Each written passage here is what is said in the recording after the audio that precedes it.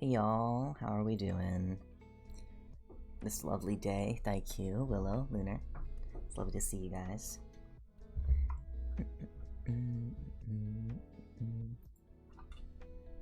Today is a great day for animating, as it always is.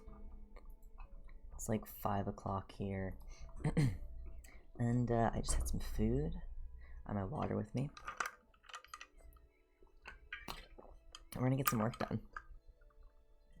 So, I'm currently working on, this is scene 5, with kind of the shot of them, of Dave in the bathroom. You know, doing some stuff. So I'm gonna work on, I have the actual animation for Dave in this scene all done already, but I gotta do him in the mirror. So we're gonna be doing a little bit of this, and then maybe I might switch over to a different scene at some point, because that's how I tend to roll. I just kind of do whatever scene I have fun with.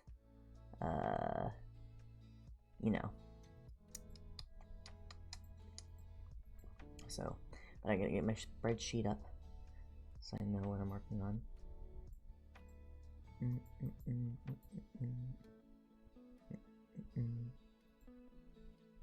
But how are you guys doing today? Okay. Right.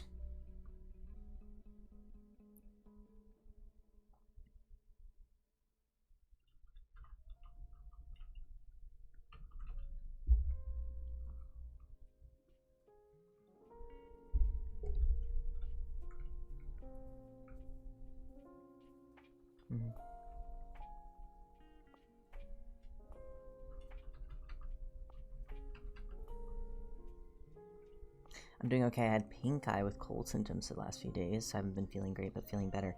Well, I'm glad you're feeling better. Pink eye fucking sucks. So I'm sorry you had to deal with that. But, I hope, you continue to recover.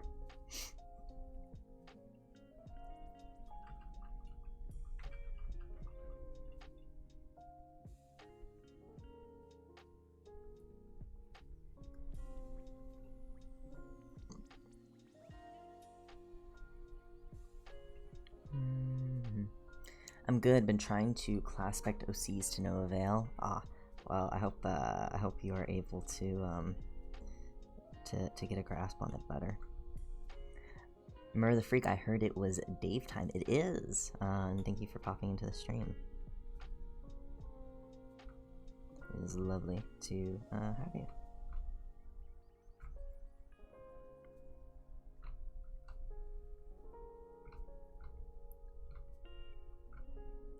What I usually end up doing when I'm class specting OCs is I think of the class spec first, and then I revolve the the OC around that, because I just get really excited to do certain class specs. Seeing all the cool Gems YouTube art has been so much fun, though. It really has. I did a Flower Husband fusion this morning, if anybody hasn't seen that. It's definitely, like, brought me back into, just enjoying doing Minecraft YouTube art, which I haven't enjoyed in a while. Not that, you know, it was a bad thing, but I just haven't really been doing it.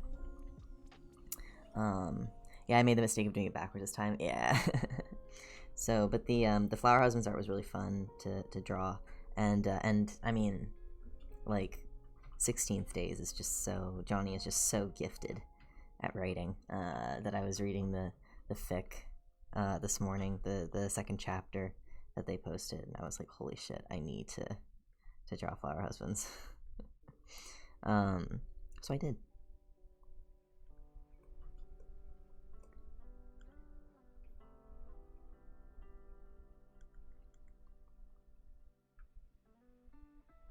It's so fun, and it's also, like, very different from the other fusions I've done, where it's not just, like, a color palette shift. And I've had a lot of fun with that.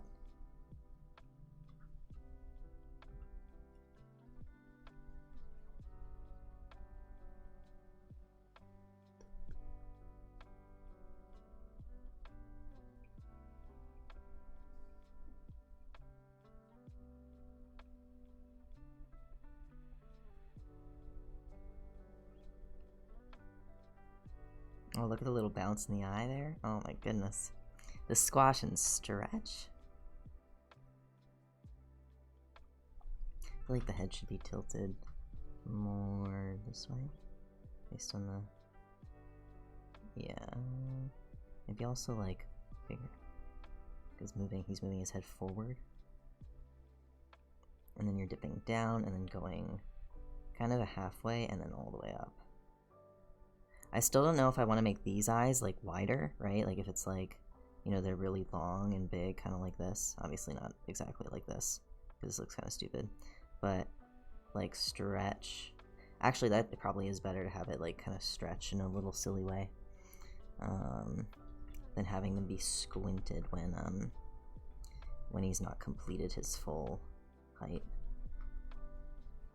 So, because the neck is kind of stretching too. Well, but not yet. It's not until this pose. I'll have to mess with it. But this is another down, so this goes down, and then we go back up. It's all about anticipation. Also, hello.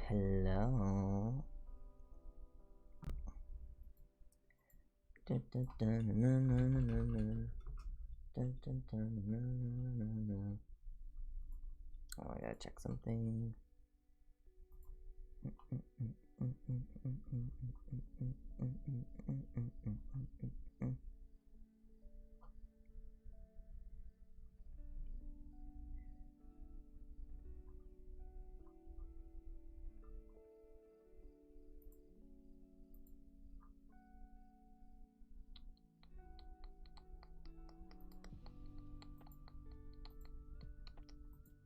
Okay, let's see. Oh my god, hi Archa.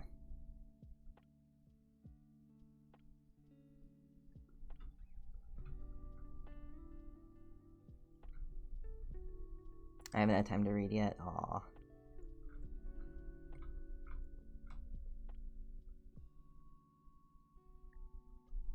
Argo, welcome to the stream.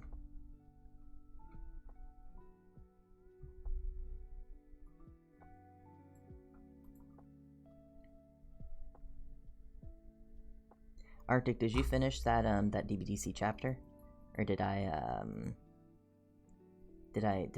in making conversation disrupt your reading?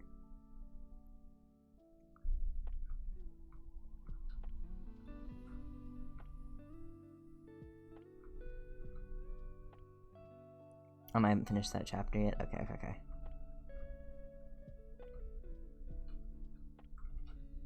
Oh, this should be going more this way.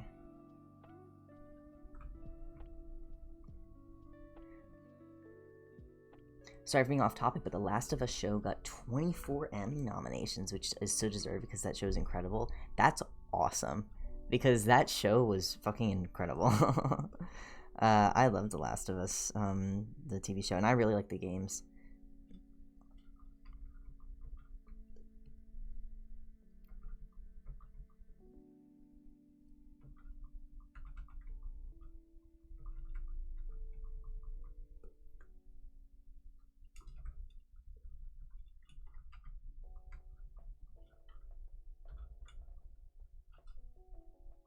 That is fucking great. Good for them, honestly.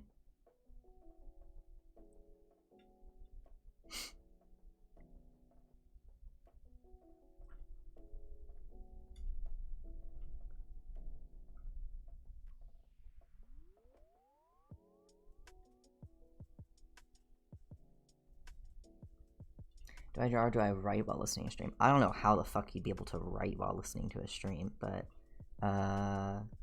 you know, more power to you.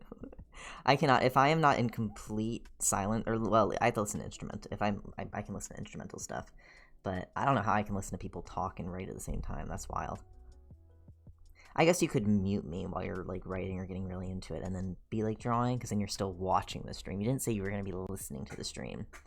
Oh, you did say listening. Wait, you literally did say listening to stream, so never mind. I don't know how the fuck you do that. Didn't like The Last of Us and Succession like sweep the nominations basically? Yeah, Succession got 27 nominations? Really? My friend had me watch the first episode of Succession, and it's not that I didn't care for it, but like, it wasn't my kind of thing. Maybe it would be more my kind of thing if I sat with it longer. But you know what I have started watching, and this is an older show. Well, not older, because the second season I think just finished. I started watching.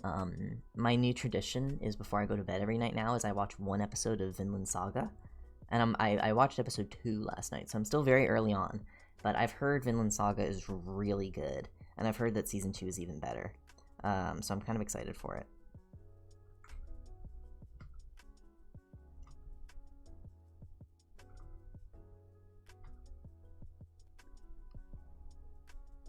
So I guess that's an anime rather than a live action thing. But I don't watch too much anime nowadays. But when I do get the chance to, I usually enjoy it. Or I like try to. If I am gonna watch an anime, it's gonna be like a really good one. You know what I mean? When I was in high school, I was like the guy that would watch the seasonal anime, and I would like do the whole like 3-episode rule. And I saw so much shitty anime. I watched enough shitty anime to like, for like a lifetime. You know what I mean?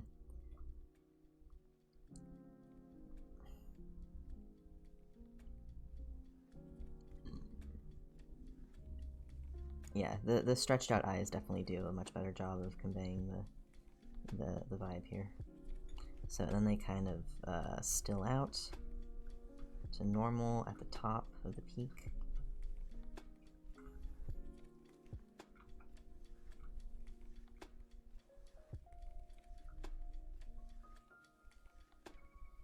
The only anime I watched religiously was Pokemon when I was like 8.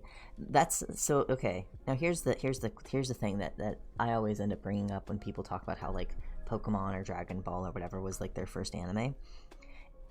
For me, because I watched a shit ton of Pokemon growing up, but I wasn't watching it knowing it was anime, right? It was just another cartoon to me, right? So to me, it doesn't like count as anime, right? Because it was in the same kind of like the first anime that I watched knowing it was an anime and like specifically going into it understanding that was Sword Art Online. It was Sword Art Online, and I was like, this is awesome. And then I watched actually good anime. You know? But I was like, holy shit, SAO is like the greatest thing of all time.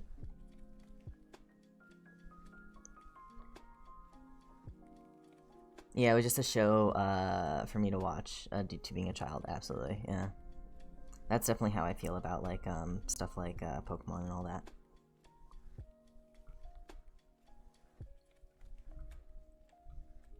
The first actual anime I watched besides Studio Ghibli was like a few months ago. Really?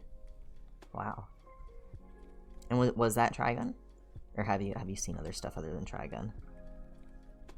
I still haven't seen Trigun. I've heard it's good. My favorite anime of all time is probably... Oh, this is such a basic answer. Everybody says this. It's Fullmetal Alchemist Brotherhood. It's Fullmetal Alchemist Brotherhood and then Mob Psycho 100 for like 2 different reasons. But those are like my top anime. And those are the answers that everybody gives. But they're correct. They're correct answers. They're both goated shows.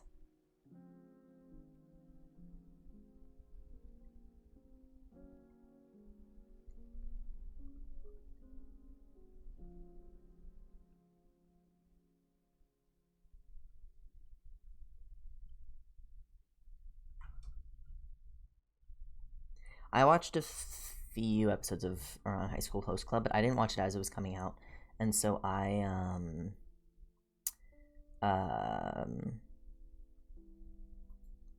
was I gonna say? I watched it when I was older, and so I didn't really care for it. Because I feel like that's the kind of show that you watch when you're younger. But now it's like some elements haven't aged that well, I think, in Around High School Host Club. Like, if I recall correctly, weren't like the twins kind of like had this whole like really weird like vaguely like incesty vibe to them. Am I crazy? Am I crazy? Am I misremembering that? Again, I didn't watch a whole ton.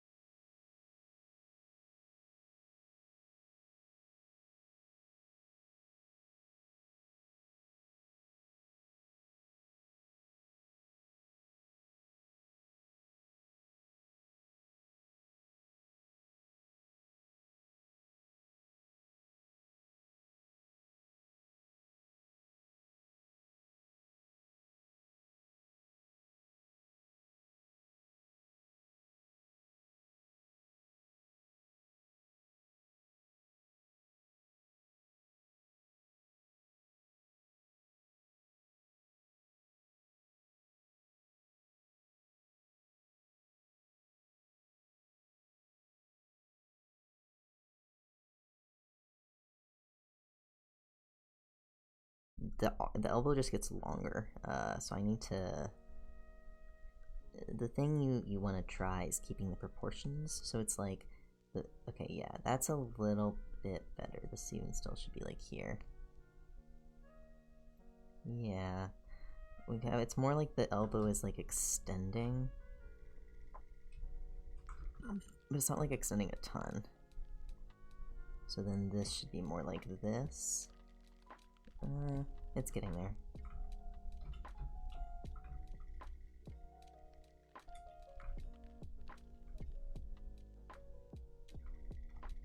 It's so funny. I've been meaning to draw both Marble Grooves' Scarian fusion, and then also the Buttercup trio fusion, and I've just been doing designs for like a bunch of different stuff before getting around to that. Like, I've been meaning to draw my own Scarian fusion. Whether I draw literally Charoite or I do kind of my own take on it, I don't know. But I've had so much fun designing just like a bunch of other ones. I think Imperial Topaz was like my favorite Gemsy YouTube fusion design yet. Almost certainly. Though Flower Husbands was also really... I'm very happy with how Flower Husbands came out. I'm so happy with how Flower Agate came out.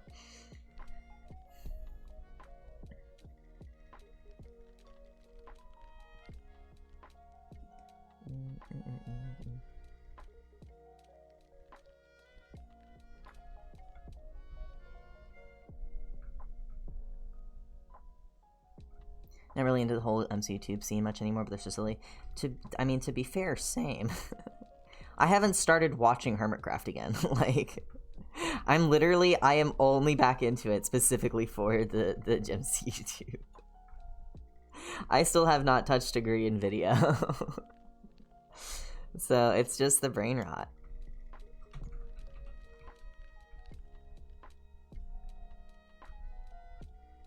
But yeah, the fusion designs are so fun.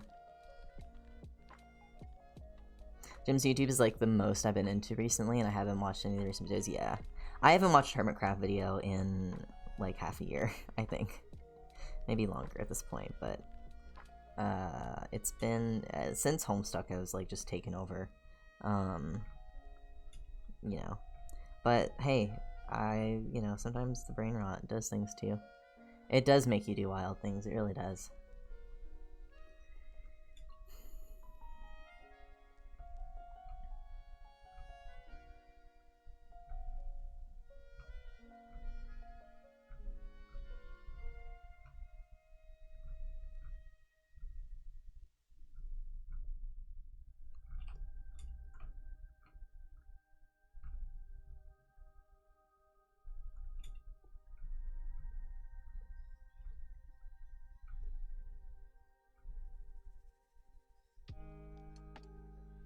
Hello, Pink Fox. Welcome to the stream.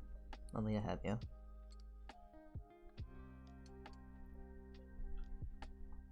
I need to have a little spring in the hair. You know what I mean? Because it goes from this to this. So if maybe it's like... I guess I should be doing this when I'm in between rather than like kind of plotting out. I mean, to be fair, this isn't really keying. It's something in between. So it's kind of like... here.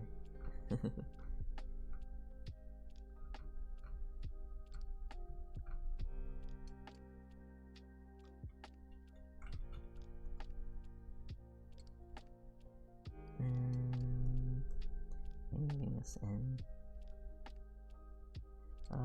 This actually shouldn't be going up. This should kind of be going down already. And then here it like flops back to normal. Or close to normal.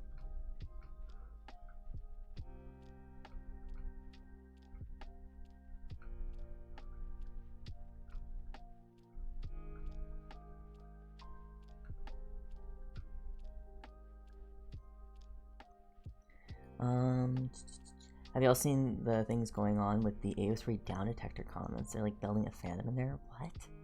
Wait, what? I have no idea what you're talking about.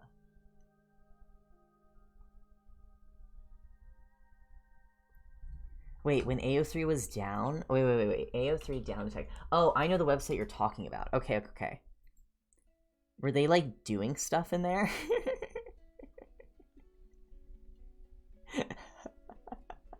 Honestly, if anybody was to do stuff in there, it would be an AO3.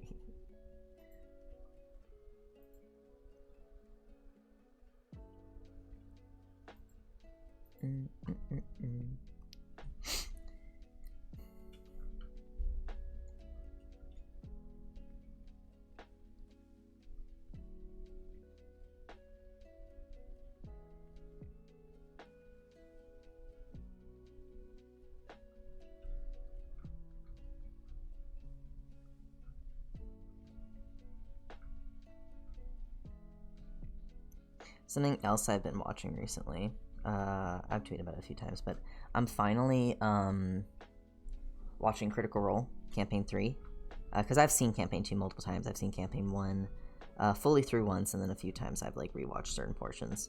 But I'm finally like dedicatedly watching Campaign 3, and I'm having a blast with it so far. I'm on episode... what am I on right now? I'm on episode 5? Yeah. I'm like an hour into episode 5. You sacrificed not watching to stream to us? I did. To be fair, I'd been binge watching it most of the morning, so I needed a little break. Because there's only so much D&D I can usually devour in a day. Usually that's like all day I can do it, but sometimes my threshold is lower. So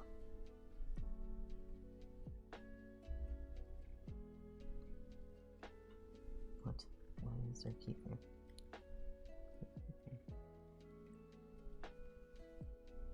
Oh no, why do I have a keyframe?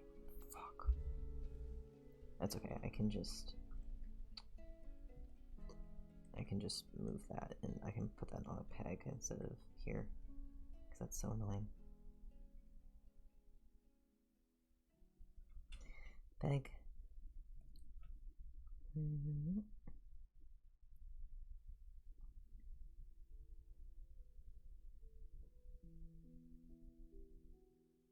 Why is it going out there? Where's my window?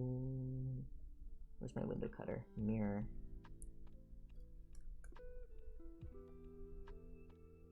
Oh. Oh, I see. Is that weird? Should I just have it like that? Because that technically is where the mirror surface is. Someone might have already asked you already, but why did you start making animation? Were you inspired, or did you just want to do one for fun? Gen question. So if you go back on my channel, my very first animation is, I wouldn't really count it as like, it was kind of its own thing. I was just kind of coming out as trans, and I wanted to like make an animation to this one song that I really liked, that ironically from Steven Universe. I did Being Human, and I made this animation, right? And this was all done in, oh my gosh, load. This was all done in like Photoshop, and I mean a lot of my early animations were done in Photoshop, but it was kind of a like a walk cycle that I did. It was a series of walk cycles, kind of like Soldier Poet King, because that's what I was like inspired by, and I like illustrated, you know, these just like, there was like 3 small, you know, walk cycles, and then, you know, further, blah blah blah, and this was like really, obviously this was like 3 years ago, yeah, this is, you know, oh, like 10 days ago. It was 3 years. But yeah, so I did that. But then the next big thing I wanted to do was an animatic, and it was actually a Critical Role animatic. I wanted to do one to the song The Other Side, and this was like my first dip into like doing animatics. And once I did that, I was kind of hooked, and I did a bunch of them. And then it wasn't until like MC YouTube that I kind of like I mean, the Critical Role animatic did pretty well. Like it did really well, considering it was like my second video on my channel. But I didn't really see a ton of like big success until the Minecraft YouTube or like Dream SMP era. But I did the Critical Role animatic, and I just really enjoyed the process of it, even though I was, oh my god, my process was so fucking awful. I hated doing it. Well, I liked doing it, but it was, in hindsight, it was so challenging. And because I would draw the frames individually in Photoshop, and then put them into Sony Vegas, and then like pan them and move them around. So it was really kind of straining and difficult. But it was kind of more just me like wanting to experiment. There was all of these like animatics that were coming out, especially the Critical Role space was like huge with animatics. Not huge, but coming out of like, you know, the Hamilton, you know, Heathers, Be More Chill era, right? Where that was like all the rage was doing animatics, and I was like, oh, I'm really into Critical Role. I could totally do, you know what it was? Okay, there is an animatic. I actually remember this much more vividly now. There's an animatic for Villain Deku. There's a Villain Deku animatic that did insanely well. It's like iconic. It has like a couple million views, I'm almost positive. The Villain Deku animatic, you guys all know it. I watched that and I was like, what if I did that with like Ford and Avantika from Critical Role? And that's essentially was my plan. And so that's what I did. And that's what I tried to do. I didn't really get to accomplish what I wanted to with it because I just wasn't at that skill level. But that was like how it kind of started. I don't know what the villain Deku animatic is. Okay, well maybe I'm the only one that's like insane. Yeah, here it is. This one. This one. It's it's made by isn't Mushi R the person who did all of the Dave Cat animations? didn't Mushi do the fuck. Yeah, fuck. Yeah. You can see my watch bar on this. So, but yeah, it's all Homestuck all the way down, and everything comes back to it.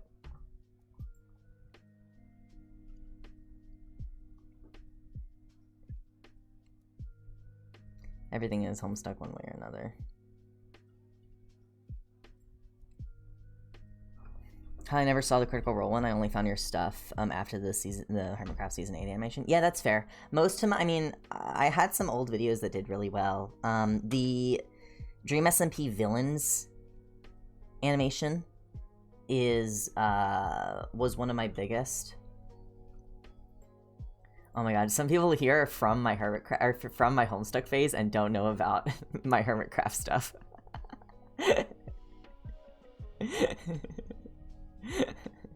Hold on. Okay, we're gonna go on my channel. Yeah, okay. Okay, all right. We're gonna go on my channel. Once this thing, I'm gonna pull up my popular videos and you guys are gonna see which ones are mine, okay? I did these. This is my content, okay? I did Curses, I've done How Far We've Come, I did the Villains medley. Those are like the big ones I think that most people know. I did multiple hour videos where I talked about saddest animations. Lesbian Rights Techno was me, and it was my #1 video for so long, and I was kind of sad that it was my #1 video because I made the Lesbians Techno video in like 5 hours on at like 3 a.m. Like just like because I had a vision, and and so it's like super like, you know, rough and sketchy, but that video has made me like almost $1,000. Maybe I'm wrong. That video has made me a lot of money. I feel bad about it maybe, but I couldn't monetize many of my other videos at all because they were either too short or they had copyrighted music. But this was a clip. This was a video from a clip. And so it made me a lot of money, and I thought that it was too short to make money, but the threshold is like 30 seconds or something, or 40 seconds, and it was just long enough to be able to run ads, and so I made a shit ton of money from it, and I was like, holy, and this was like 2 years ago when I was like, you know, early college, so I was like, whoa, I was paying for 2 months of my rent. But yeah, but these are all mine. Oh, Death is a video I think that didn't pop off as much as I wanted it to. I'm still so fucking proud of this video. It was when I was dipping into color animation for Toon Boom. I was a big fan of it. Now it's kind of dated and I've done better things, but this was a really fun video. But yeah, but I mean I have some Hermitcraft, or not Hermitcraft, I have some TMA stuff. You know, there's a decent amount on here. But yeah. Most people know me as the How Far We've Come Hermitcraft guy, which is fine. I'm more than happy to be known as the How Far We've Come Hermitcraft guy, or the curses guy. I feel like I saw you around the Dream SP area, but got familiar with your stuff during Third Life. That's fair. Yeah, I think that most people can probably say that. I've definitely had people when I was working on the Hermitcraft stuff be like, wait, you did the Villains medley? And I'm like, yeah, I did the Villains medley. Because that video did do pretty well. Though it is funny, if you want a kind of a fun time, you can go back to my saddest videos, and you can hear my voice difference. Hold on, I can pull it up. Okay, because I talk, and I think even with the saddest videos, I pitched my voice down a little bit. Then we're gonna be breaking down the animation, the techniques that are You hear used, the difference? some of the different shots, both from a as a fan of the Dream SMP and as an artist, there are This is some 2 years really, ago. really cool things that she does with a lot of these shots, a lot of these transitions, that if you are looking at it as a typical viewer, So this was like right, that doesn't go I and think right before I started testosterone, or maybe I was like a month on testosterone. Um, maybe I don't even know if I was on testosterone. No, I definitely was not on testosterone at that point because my 2 years is actually what? Yeah, my 2 years. I'm 2 years on T July 30th, so we're coming up to the day soon. You also just not only sound super different, but also younger. Yeah, I mean, it was 2 years ago. So I was what, 19? Even then, that sounds. My voice sounds like a 16-year-old. I don't sound 19 in that clip. Or maybe I was 18. Yeah, I was like 18, 19. Which is crazy because I don't sound like it.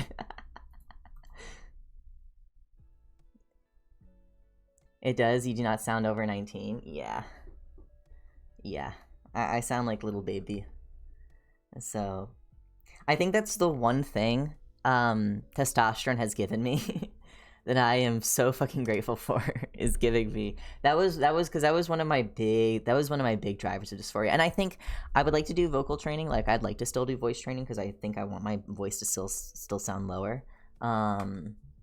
Just because it, like, I don't know, it still bothers me a little bit, but it doesn't bother me nearly as much as it used to. You know, and I talk to people and people say like, oh, you sound fine. But it's just it's a personal thing.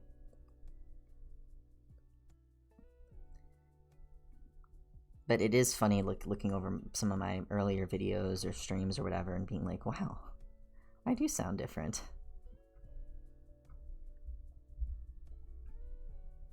So testosterone did not give me much facial hair, but it did give me my voice change. And you know what? I will take at least one of those. Actually, I have been starting to grow a little bit of a mustache and the just thinnest hairs, the thinnest little hairs on my chin. And I'm like, you know what? You're gonna get there. You're gonna get there someday. I'm 7 years on testosterone? Oh my goodness. And honestly, it takes a while to get the full effects from it. That's fucking awesome. Oh my god. I can't wait to say the day that I'm 7 years on testosterone. Mur, did it take you, like, because for me it feels like my voice has pretty much evened out. Like, I don't hear that much of a difference between, because I have recordings of like 1 year versus 2 years on T. Has your voice changed from like 2 years to like 5 years or 7 years or whatever? Do you think it has? Or I guess you also just grow and you mature and your voice probably gets deeper or just changes in cadence and stuff. But I'm kind of curious if at least in your experience, if testosterone did anything to your voice past, a year or 2 years.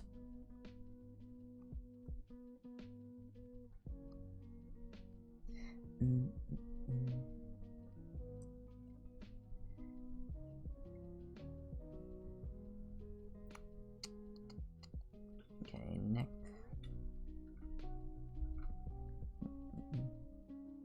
It does still change, with the biggest ones were early, yeah. I think I definitely did get a big change, to be fair. I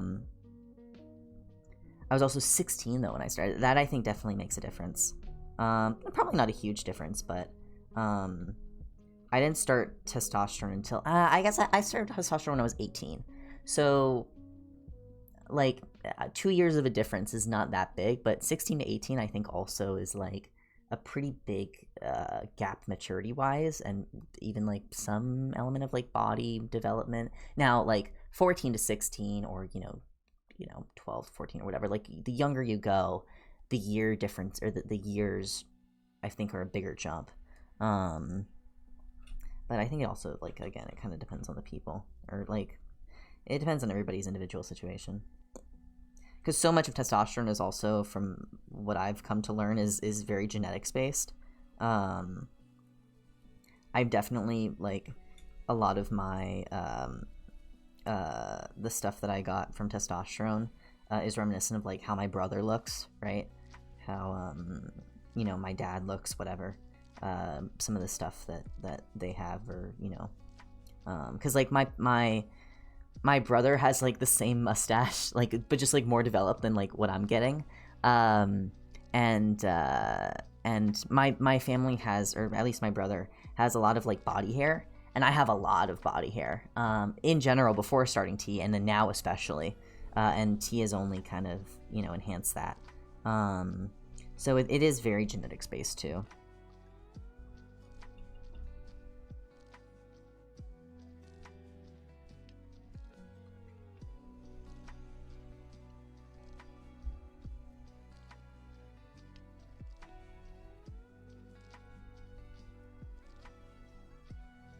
Oh, this needs to be over one more.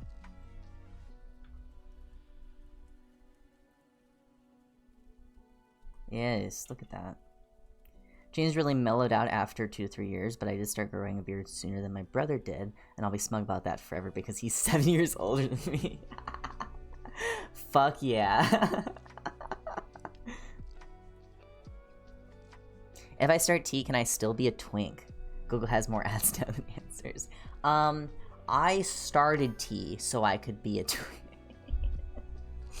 To be fair, one of my primary goals when I started tea, this is legitimately something that I like talked to my gender therapist about. I was like, I want to be able to dress up in feminine clothes and like wear a skirt and stuff and still be read as a cis guy. Maybe a very gay, effeminate cis guy, but that was like one of the very big things in my head of like, I want to be able to dress feminine and somebody can still look at me and I will still pass as a cis dude. And that to me is very gender. Like that is very like a very big part of what I want my gender expression to be able to hit. And I'm not at that point yet, partially because I still get like, you know, I still deal with dysphoria and stuff like that around, you know, dresses, skirts, blah, blah, blah. And because I still deal with my own, you know, appearance and everything like that visually. But that was one of the big things for me was, you know, I want to be able to be effeminate, like a very effeminate man, and still read as cis. Will I ever get there? Who knows? But I think that that's a goal that many that there are a lot of trans men or trans masc people who feel that way.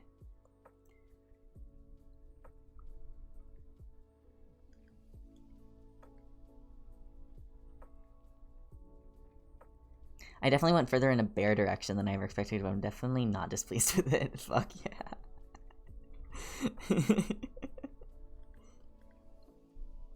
Honestly, I will take, like, the thing is that to me, and again, every trans person is different, passing is very, very important to me.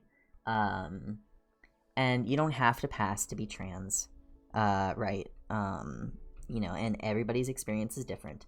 But for me personally, in my gender experience, passing to me is very, very important. And so if I can just get to a point where I can wear and look however I want to look and still pass as a cis guy, that's the goal for me.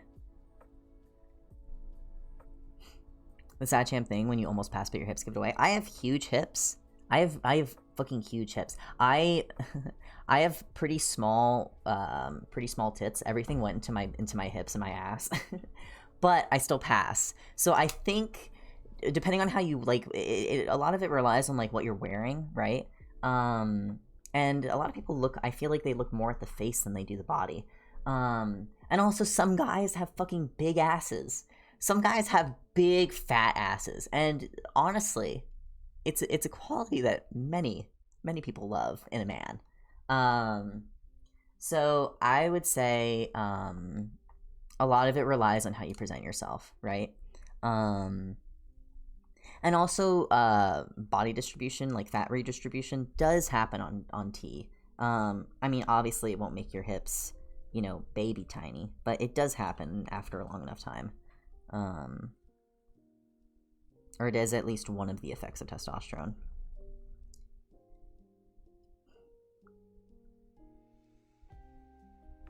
If you got a fat ass, go rock it. It's true. It's true.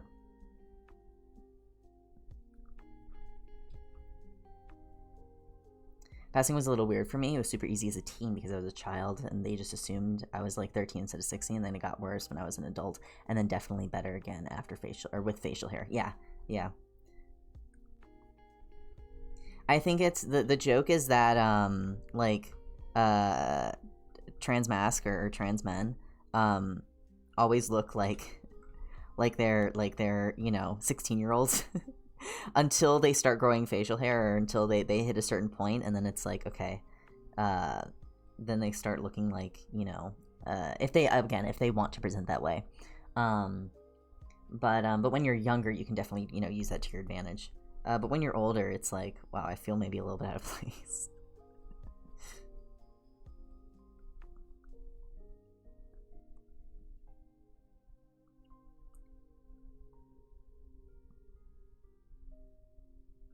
I'm so glad I don't have that much chest dysphoria, because I have scoliosis, and apparently binders do not mix well with fucked up ribs and spine. Yeah, that sucks. I'm very grateful that I just have a fairly small chest in general, because if I didn't, my top dysphoria would be so much worse. Because I do have it, but thankfully I can ignore it most of the time, just because I have a pretty small chest. I still am gonna get top surgery though. Binders are so expensive too. Yeah, I think to be fair, with binders, to be fair, I bought binders from GC2B before they started being shitty. I've heard now that they've kind of gone to shit, but I got pretty decent binders for like, $60 per, which is still like expensive. Some people can't afford that, but I've had them for the entire time I've been trans, right, for the past few years, and they have not let me down. Oh, and I bought something I actually use more than my binders is I use what's called a compression top, I think it's called, from Tomboy X, and they're great because I use it for workouts, and it's not nearly as bad on my. It feels like it's more like a sports bra that is kind of like specifically supposed to give you the shape of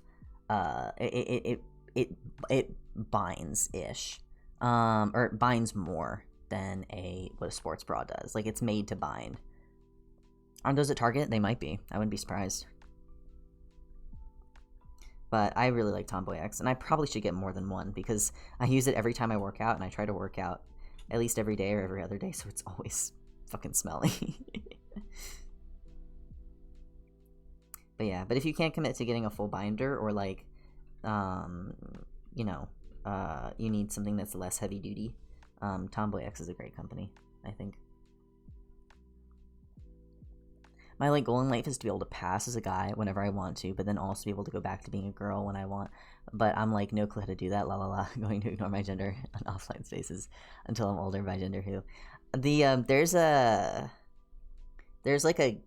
I really vividly remember this video, or like this TikTok, of somebody who had their hair up or whatever, and they were in like this pretty like androgynous fit, but when they had their hair up, they looked very masculine. And then they took their ponytail out, or they took whatever they had in their hair out, and they let it down, and it was like, whoa, that's a feminine person. And it's like, holy shit, the gender there. I don't know how the fuck they specifically pulled it off, but I was like, that's awesome.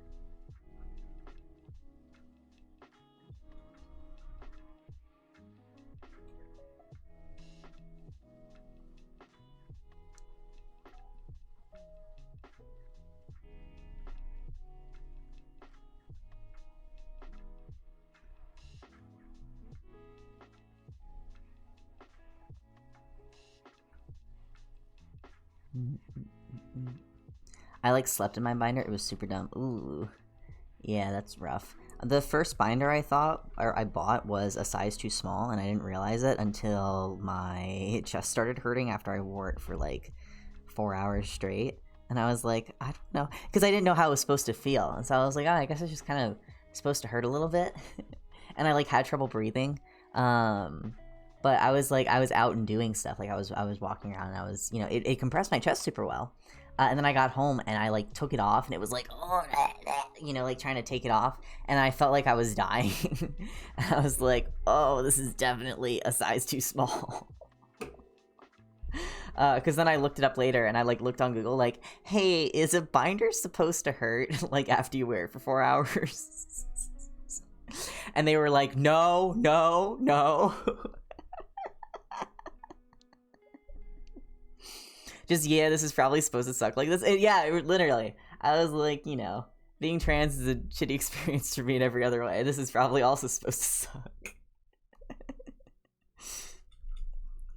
So, it was funny. And then I realized, and I was like, oh, whoa. And then I got another binder, and it binded just as well. And it just fit better. And I was like, oh, okay, cool.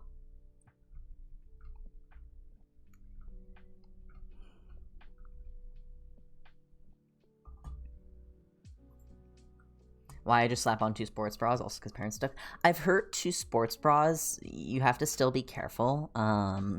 But I know 2 sports bras works pretty well. It's you have to listen to your body, I think, is the most important part of binding. Is you have to constantly listen to your body when they tell you, like, if something hurts, you fucking listen to it, right? So, and I mean, that comes for pretty much anything, but for binding especially. Because, you don't want to fuck up your ribs.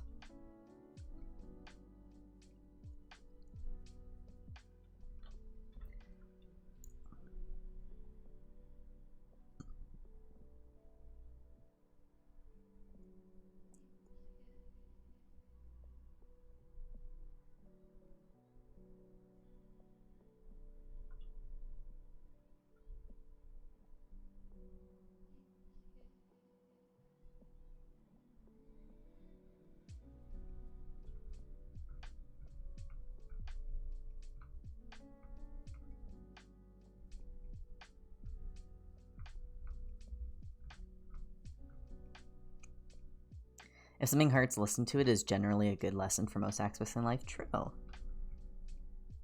I think the only time that's like you have to be kind of discerning is exercise. Like, I think there's a certain type of pain you have to listen to when you're exercising, of like, okay, this is actually bad. But I mean, if you're feeling rough and you're exercising, you're kind of, I don't know, like, you're supposed to. But there's a big difference between hurting yourself while exercising and like exercising properly. Like, that's absolutely for sure. And you have to be careful that you're, you know the difference.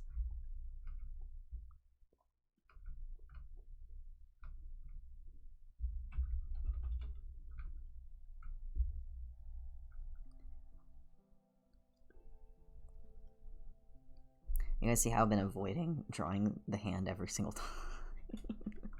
I don't want to draw the hand from this angle. It's okay. I'll deal with it later. You should never have any sudden pain with exercise. Yeah, I think that's a good distinction, or a good distinctor.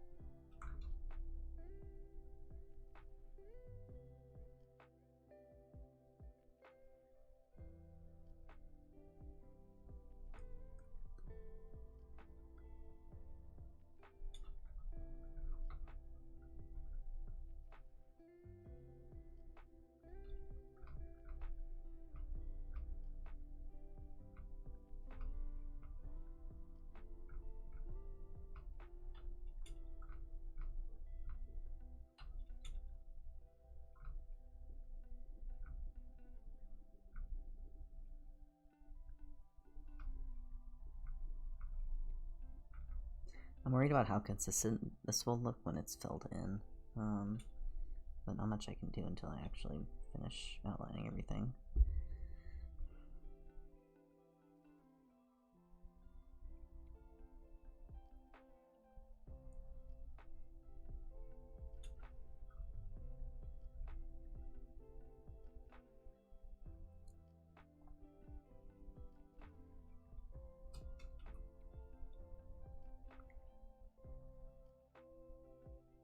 It looks pretty smooth here, for the most part.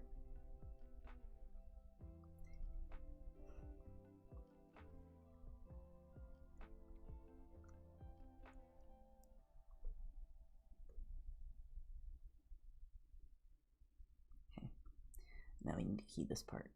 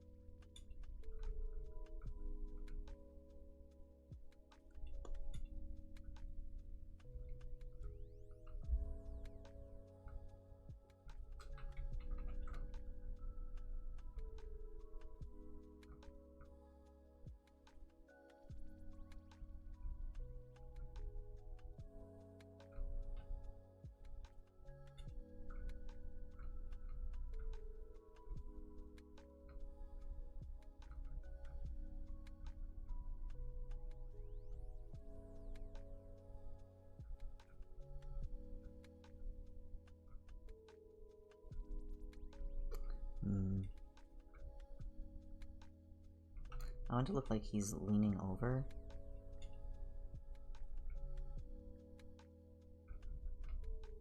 I'm not getting that right now. Why am I not getting that right now?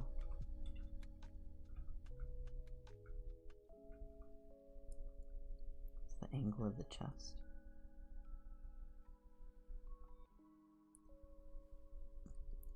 Looks like his chest is out. I want it to be like in.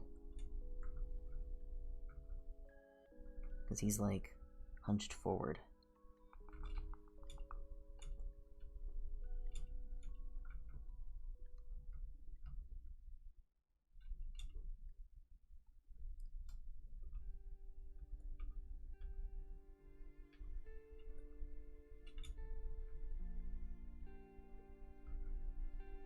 Why does this not look right?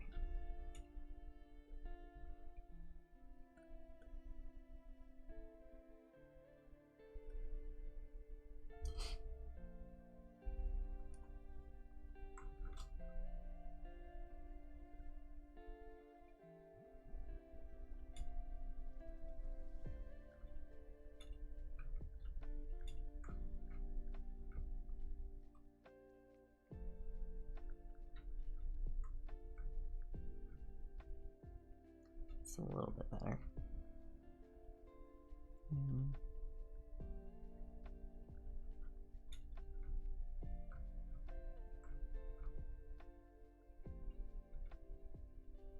That'll have to do.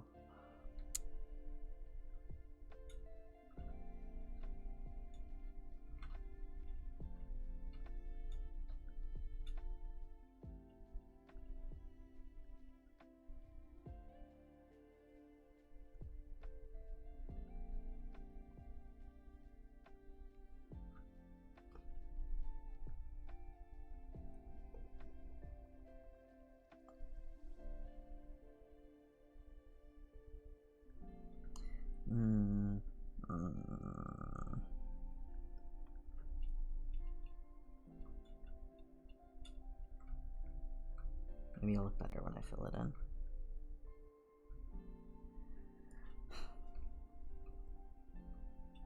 just gonna ignore it for now. No, I can't because it's such an important pose that is for this full C that I need to keyframe. Ugh. What's a different sequence I can work on right now? I'm tired of this one.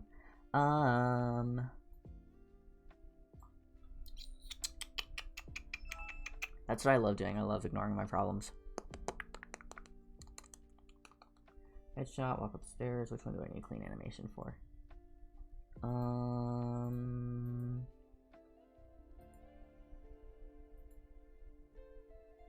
Open struggles on the roof.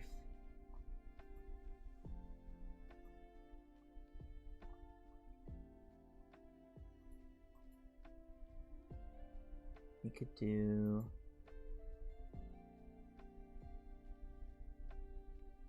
I could peek at 28. I was working on 28 last night. I could give it a little peek to 28. How's 28 looking?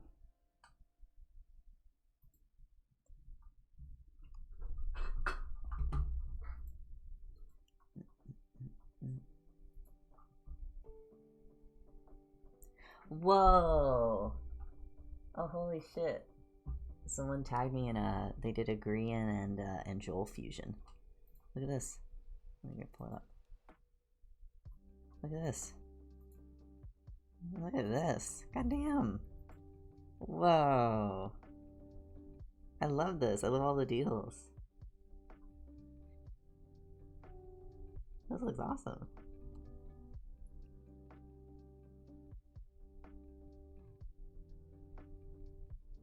I love the texture on the face. Absolutely sick. This is done by Gamer Paramnesia on Tumblr. I will reblog this with proper tags after the stream. Looks awesome.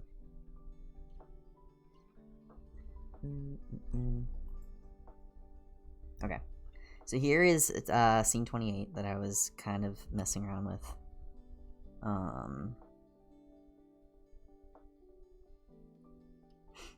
And by messing around, I mostly mean just me drawing. I'm trying to figure out, because it's interesting. Because God Tier Dave has this cape, but I don't want it to cover all the cool action, you know what I mean? And I fear that at some angles it will, so I have to kind of be cautious when I'm working on it. And also, the God Tier skin, I don't know, the suit actually might have more detail than the God Tier, but it does still have a lot of detail in comparison to normal, regular, you know, first outfit version of Dave.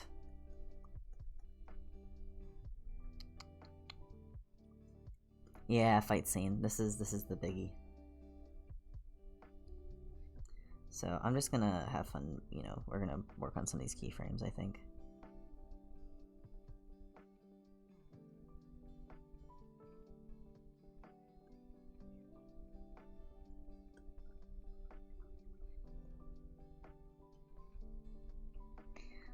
Archa, I only saw that for a very brief second, and I thought you said Fortnite cookie. And I was about to be really fucking curious what the fuck you were talking about.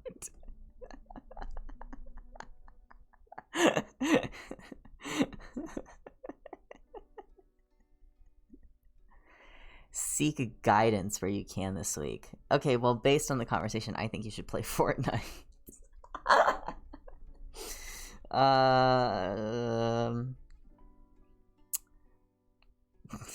I want to know about the Fortnite cookie. I also want to know about the Fortnite cookie. Guidance, play Fortnite. So true. I've actually never played Fortnite ever. It's so funny because it's like, it's free, right? Like, Fortnite is free to play. And it's like the biggest game of all time, and yet as a gamer, I've never touched it. I think I'm based for that, actually.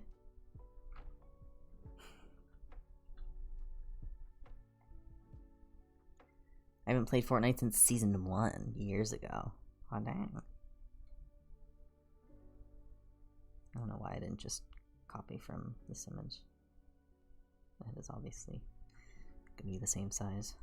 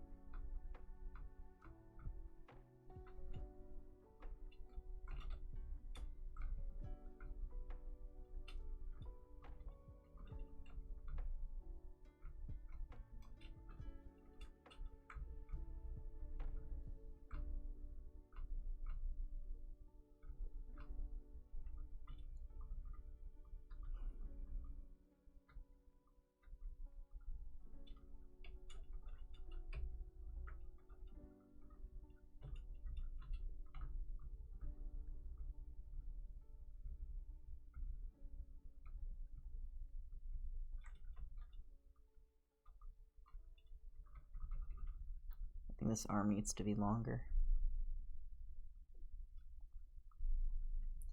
Or this whole body just needs to be smaller. I can do both.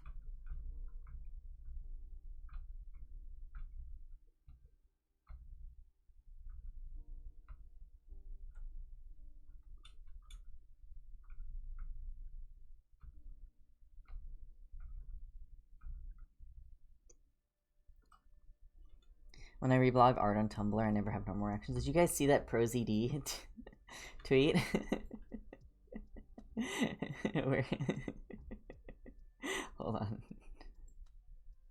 Where is it?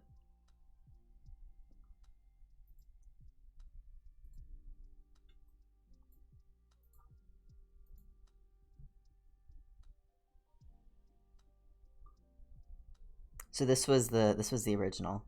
And then ProZD was like, I was inspired. Yes.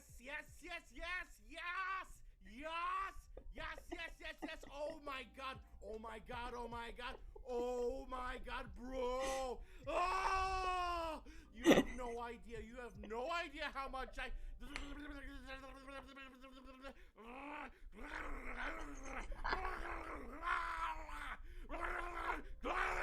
Sorry, okay, I'm normal now.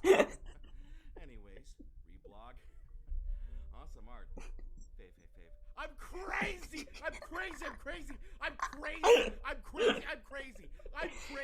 You have no idea! Okay, I'm normal again. Cool art. That's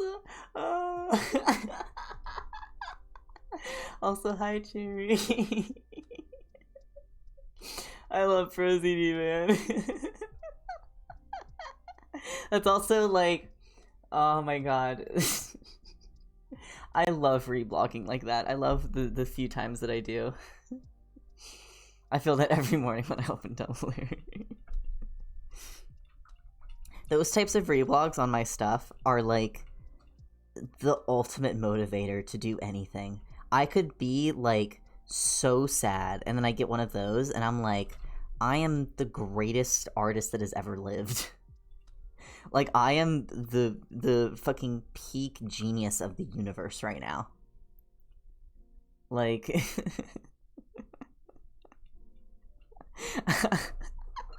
I am what Solux to Goldbloods.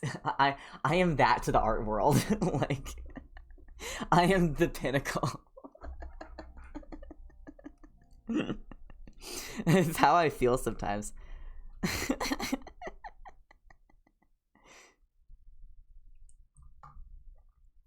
It just means so much.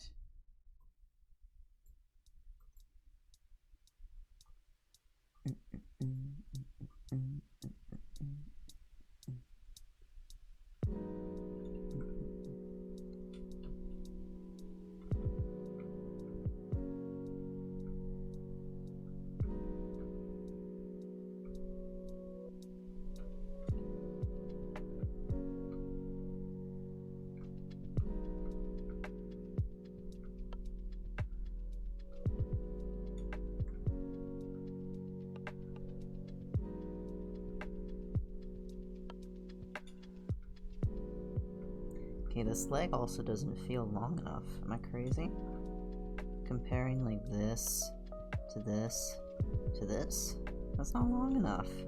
It has to come... I don't really like it being off the screen, but... I guess the other one's off screen, so... But this should be at least down here.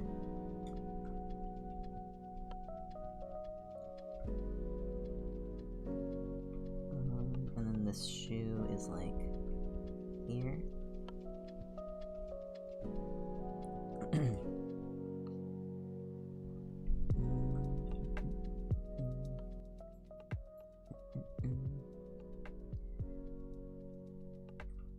Okay, and then shirts kind of come down here, and it comes out.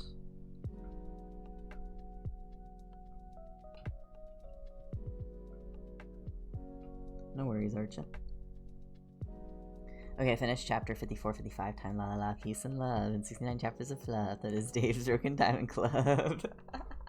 That rhymed. It rhymed. Good job. Totally nothing's gonna happen. To be fair, you're getting close to the end. So the chance of there being worse things is slowly going down, right? Because at some point, they can't do another, like, big, awful, awful thing. Right? Surely. Stop talking! To be fair, I don't actually remember when, like, the last big bad thing happens. Actually, wait, no, I do remember. Never mind. I do remember. I think I remember. Feelings on the latest Hermit Archive sick? I haven't caught up. I need to catch up. So I haven't read it yet. I do try to keep updated with it though. Obviously because, I mean, partially because 16th Day, I mean, Johnny's, you know, fics are fucking incredible and writing just amazing. But also because, like, you know, it's Hermit Archives, right?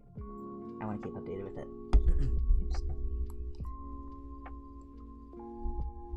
Oh, it's a Z chapter? Oh.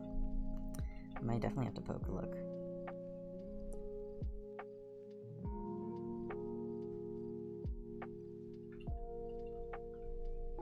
I actually don't know. I have to talk with I mean, I guess we're still far off, but at this point now in Hermit Archives, there's been more characters than the original lineup that have like speaking roles, and I think we're still a ways away from that, but we'll have to do like auditions again for the podfic at some point.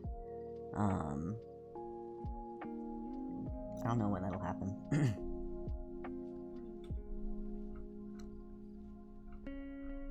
But I was thinking about that recently.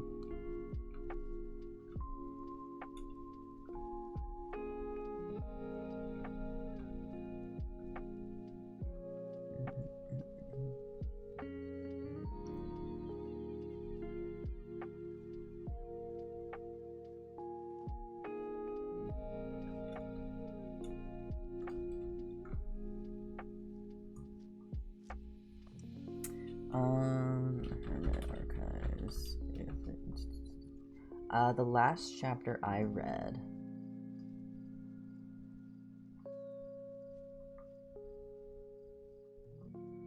Last chapter I read was Snake Oil. So I'm a few behind.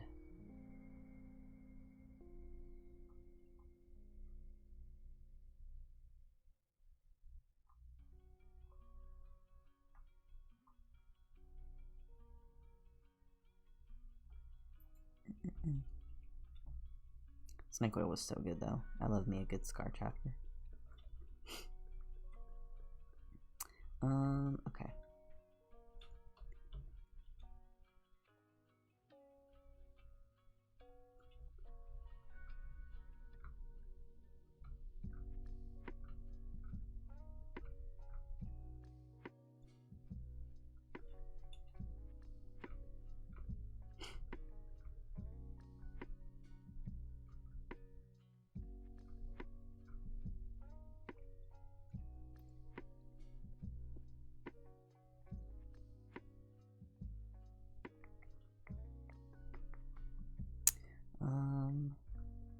I feel like he just needs to be squeezed more. There we go. The little guy.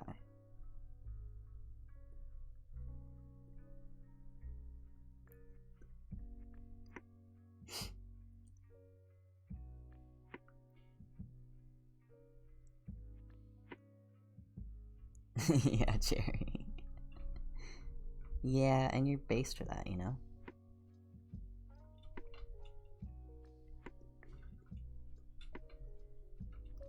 Okay, the cape is gonna like... What if it like kind of went like this a little bit? The moment that I learned the trick to making this kind of fabric shape of like doing the straight line and then doing like... It changed everything for me. It really did. Look at that. Oh. Look at the dimension it makes. It's so sexy.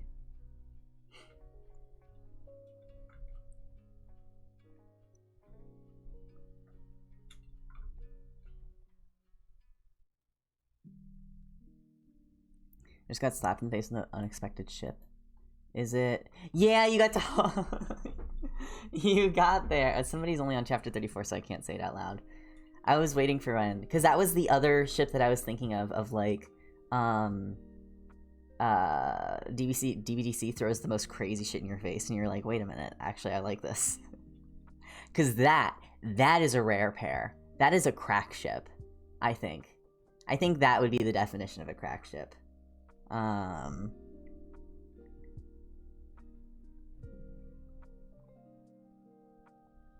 It happens that late, OMG. Will, do you know the one I'm talking about? I think you do. Okay, I'll say spoilers for DBDC, like, way late in the chapter is one of the relationships that happens. It's kind of a side thing, so it's not a huge thing. But I'm talking about, Hall Radia. Pale Hall Radia. It doesn't happen until, like, super late. But it's like, huh? Hello? And it's like, wait a minute, it works. I think we're thinking of the same thing, yeah. I assume so. Because, like, Soulverse I can see, but Hall Radia is, like, way out there.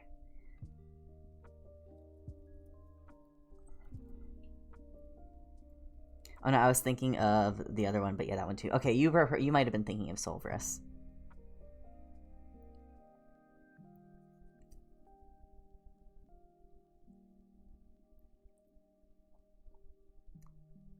Okay. Yeah. Soulverse is also, to be fair, fucking batshit. I don't think that Soulverse is a crack ship. It's a rare pair. I don't think it's a crack ship. I think Hall Radia is a crack ship. I think Soulverse is a rare pair. That's what I would say.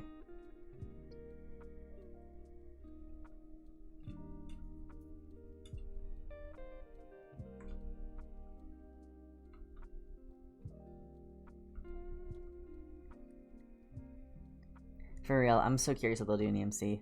Also, you guys can tell Mer that they can unmute. Because I've stopped talking about it. Or I won't name the name at least.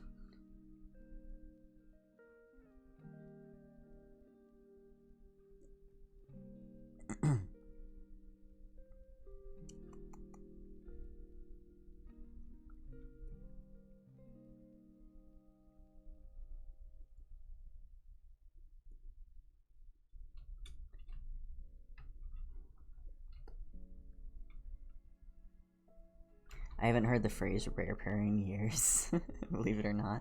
You just gotta get back into, or you gotta join me, Jerry.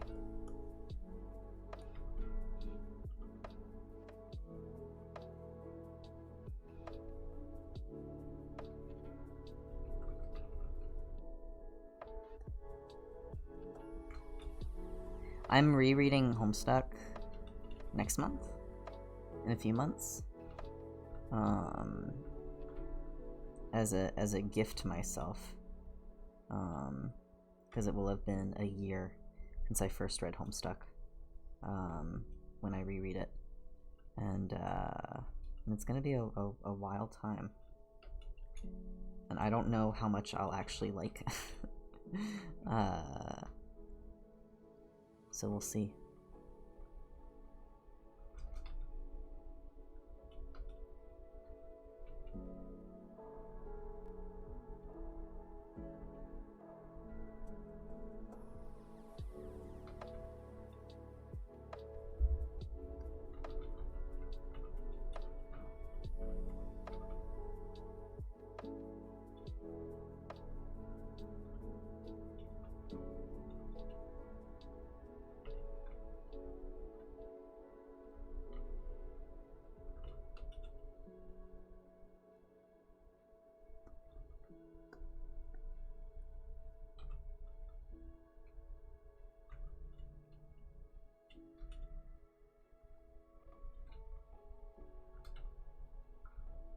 I think everybody should reread Homestuck at least once. I think Homestuck upon... Well, actually, to be fair, I have no fucking clue. But I'm gonna assume Homestuck upon reread is such a different experience compared to the first time reading it. You would say that? Okay. To be fair, I have reread all of Unda's Fix, like, 3 times each, so... maybe I just really like rereads.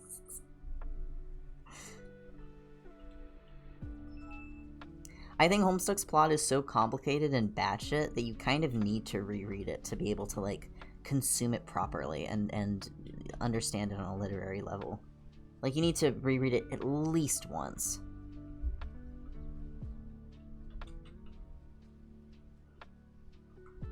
Because I don't remember the shit that happened in Homestuck, and I read it last, like, you know, last year. And some people haven't reread Homestuck since they were, you know, 13. And that's fine, you know, you don't have to if you don't like it. Or if you don't want to. But, I think if you want to give it more of a chance, you know what I mean?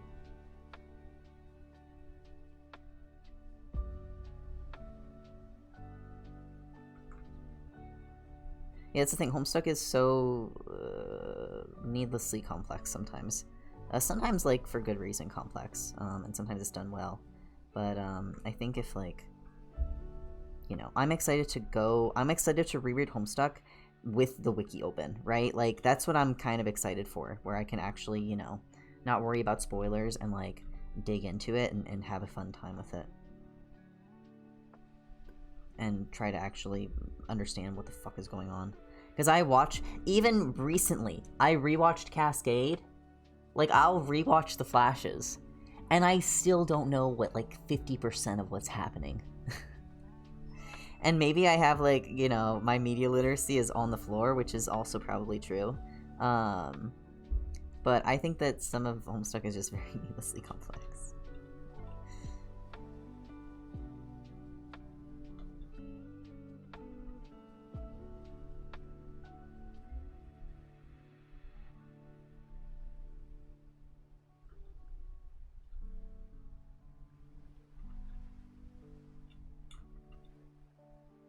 Gonna go watch Cascade and see how much I understand. I think that's a great litmus test to see how much of Homestuck you remember. Is to watch something like Cascade and see if you can remember what the fuck is happening.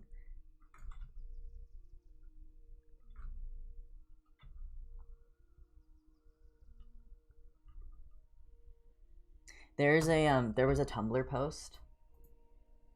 Let me find it. I wonder if I can find it.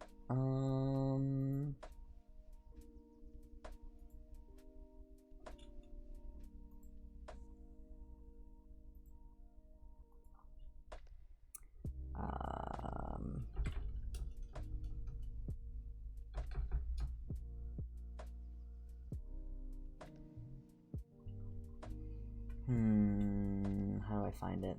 It was a Tumblr post that was like, which one of these is not a real Homestuck plot, like, point?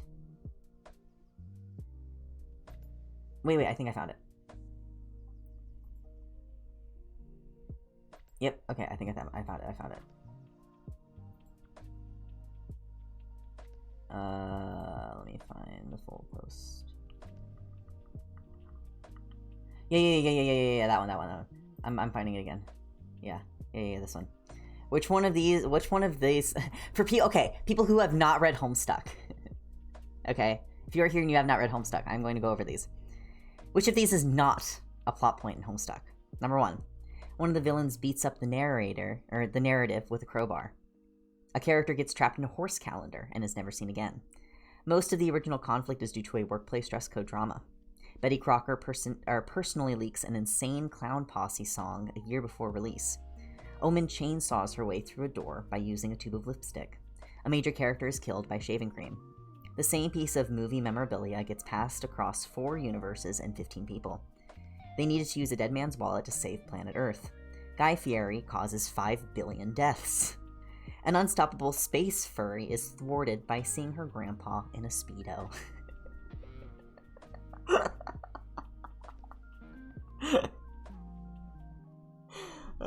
Take your guess. Which one of these is a fake Homestuck plot point? Which one of these is not real? I also adore this poll. My money is on the dead man's wallet to save Earth. Ain't no way these people are saving anything. Dress code drama, maybe? See, it's interesting, Crenshaw. I picked dress code drama, and I have read Homestuck. Dress code drama is incorrect. the Jessica drama is a plot point thing that happens and is actually quite integral to the plot, and I forgot about it. We argued about this for so long. And you know what? I found the answer, because me and my friend Mel were talking about it. It has to do with the horse calendar. A character gets trapped in a horse calendar and is never seen again. That is incorrect. The horse calendar actually has to do with when Homestuck would update, right? And it's never a plot point in Homestuck. It's simply the horse calendar was what they would do to update the webcomic, right? This, right? Horse calendars are up. Okay.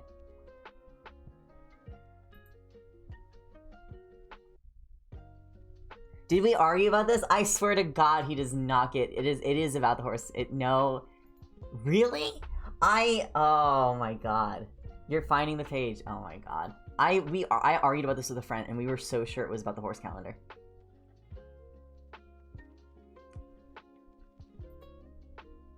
It's the door? It is not the door. The chainsaw door? Oh my God, I closed it.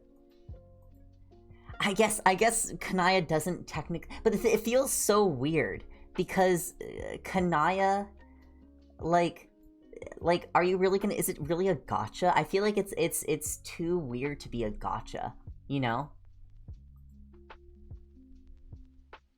Because Kanaya does use a chainsaw. Does she go through a door? I don't fucking remember.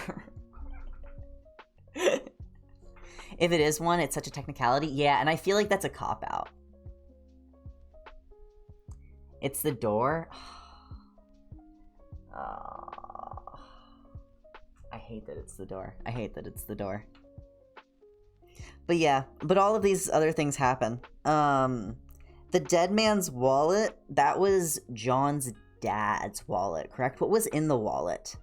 What was in the wallet that let them save planet Earth? Because planet Earth still fucking dies. Am I crazy?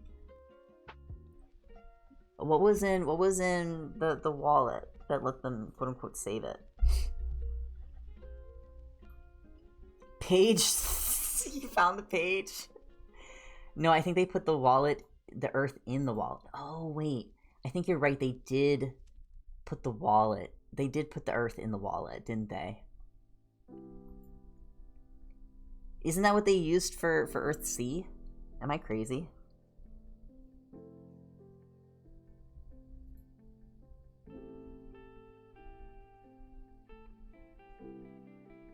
Yeah, in the 3-year trip, that makes sense. I feel like this conversation is fucking batshit to anybody who doesn't know. Even the people who do know the context of what we're talking about. It's like incomprehensible. I love watching those videos that are like, let me try to sum up Homestuck sum up Homestuck in, 3 minutes. It's a harder task than fucking Kingdom Hearts.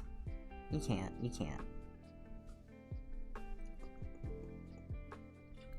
Not without, like, reducing it to its, like, most bare bones. And at that point, it's not really Homestuck you're talking about. Like, a bunch of, like, 4 kids, destroy the world and then have to play a game to create a new one. Like, yes, technically that's what Homestuck's about. But is it really? Is it really what Homestuck's about? Because I would argue it's so much more than that.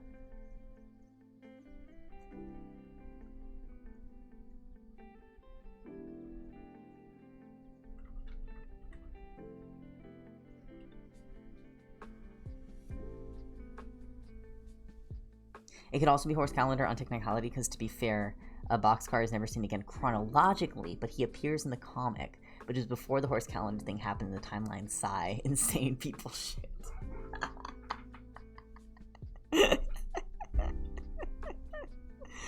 Oh my god. I feel like we all have issues here. I feel like we all have some issues here.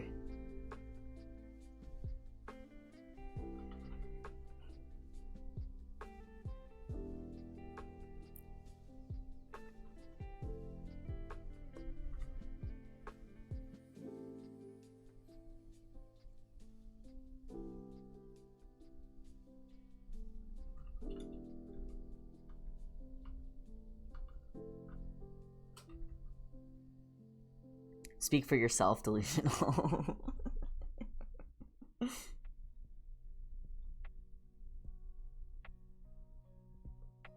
See, there definitely needs to be an in-between between these two. But also it's like fucking 2 frames. Well, it's 4 frames. It's 8 frames, but can't remember reading Berserk.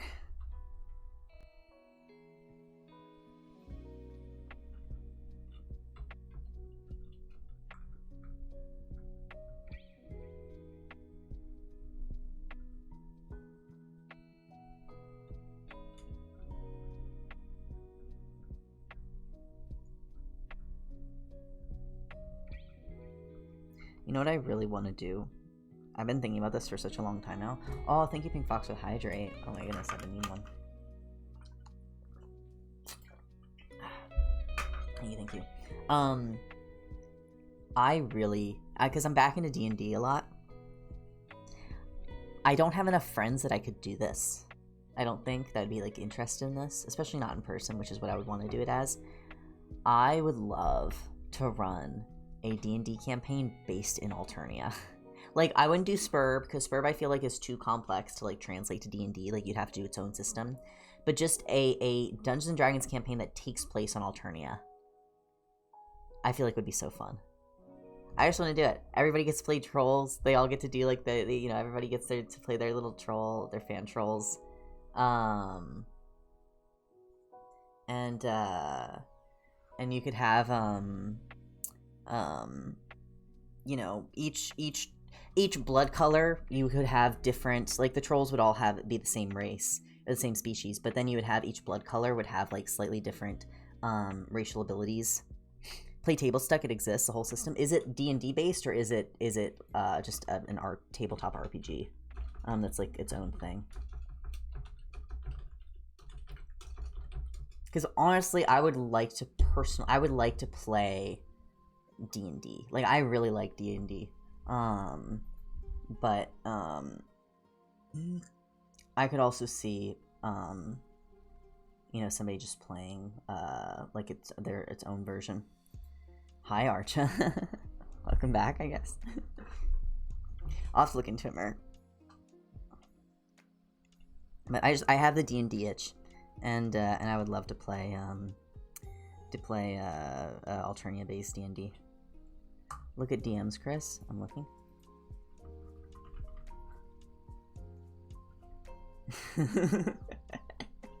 Wow, yeah, you were struggling. What the hell? That is crazy. Oh, can you hear me? I wonder if you can even hear me. If you can't pull up stream. Or if you just can't pull up chat. Or if you can only pull up chat. Okay, you can hear me. Well, then you're fine. You got it. It's got a really fancy character sheets and a really good item creation system. Oh, for, like, alchemizing and stuff? That's actually really interesting, because that would be, like, the one thing I'd be curious about of, how you would translate, like, the alchemization system. Oh my god, I'm doing this on the wrong layer.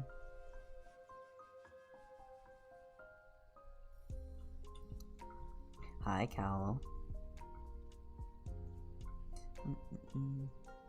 So yeah, but cause, like, you could have the, you know, psionics. I feel like because a Goldblood psionic ability is, like, really, really powerful, I feel like you'd have to balance it out in other ways by giving them some disadvantages.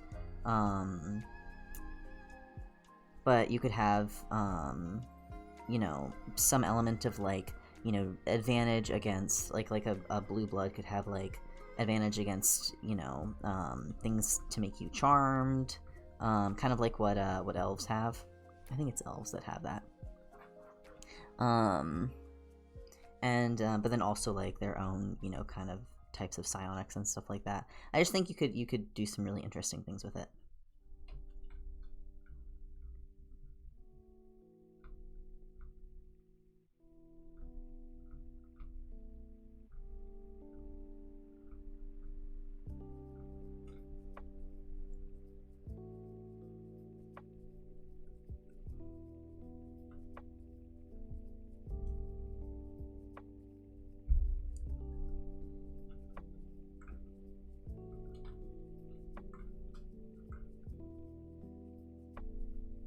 So, and I used to love making homebrew stuff. I don't do it as much anymore nowadays, but I think it'd be fun to try and mess with. And then, like, you could implement the class spec system into it. Even though you're not playing Spurb, I feel like you could come up with ways to implement the classes into it somehow. You know, mixing in, like, even if it's, like, just aspects of, like, you know, oh, you chose the heart aspect, right? And because of that, you get this, like, additional, like, ability modifier thing, right? Like, maybe everybody with a heart aspect gains, you know, a +1 in fucking, oh, what would a heart player get out of traditional D&D? I guess it would be more class-based for the modifiers, right? Because, like, a knight, you could say, like, okay, +1 in either, like, dex or strength. A witch could be, like, +1 in either, you know, charisma or intelligence. You know, that kind of thing. I was gonna say charisma, but looks at Dirk, true. Right? Like, breath would obviously be, like, a dex thing, but even then.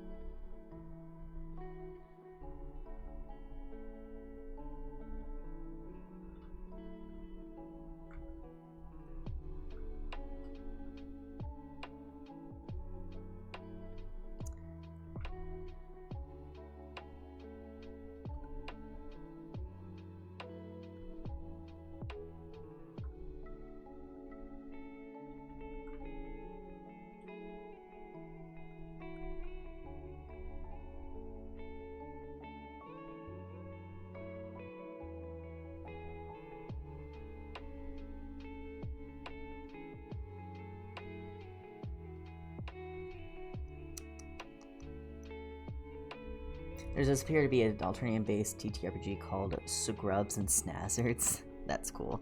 I feel like there's definitely, like, quite a few custom TTRPGs for, based in either Alternia or, you know, Spurb, etc., etc. But I think, for me, if I was going to run something, I would definitely just run D&D with Alternia-based homebrew.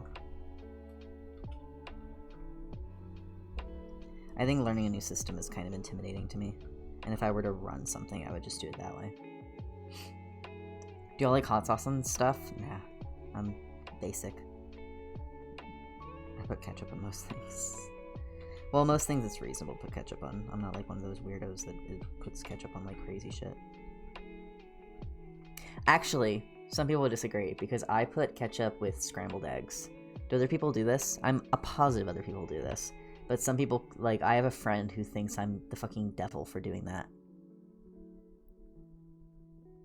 I think ketchup with scrambled eggs is, like, the only way to eat it.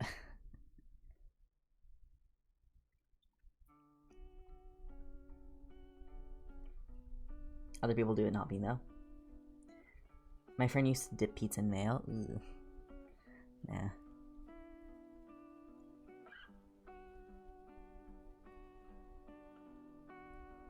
I love hot sauce so much I drink Tabasco sauce straight out the bottle. That's gross.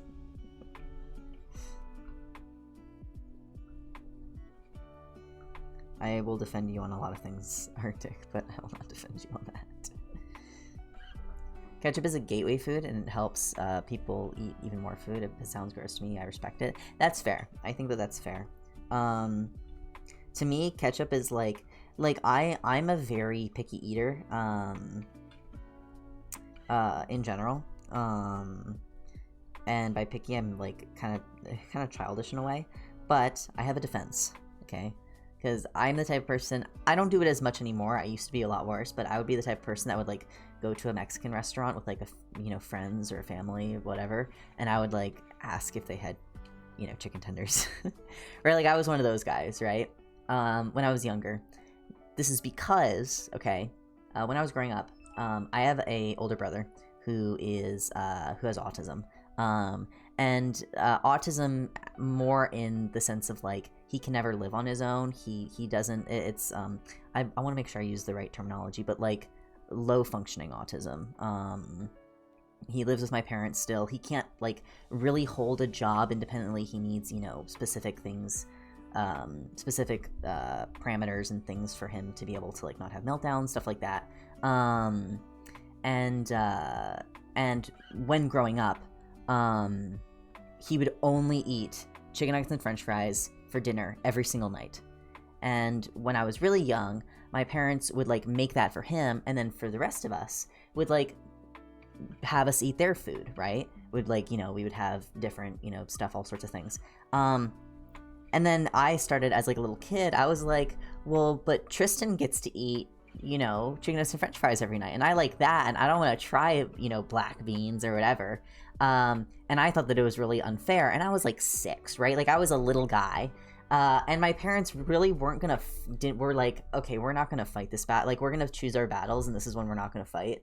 And so for my I am not kidding you, with very, very few exceptions, for my entire adolescence, literally until I moved out, for every single night of my life, I would eat chicken nuggets and French fries for dinner. This is not a joke. And I don't know, I've told that to people before, and they've said, how do you not get bored? Like, that's so weird, etc. Every single night.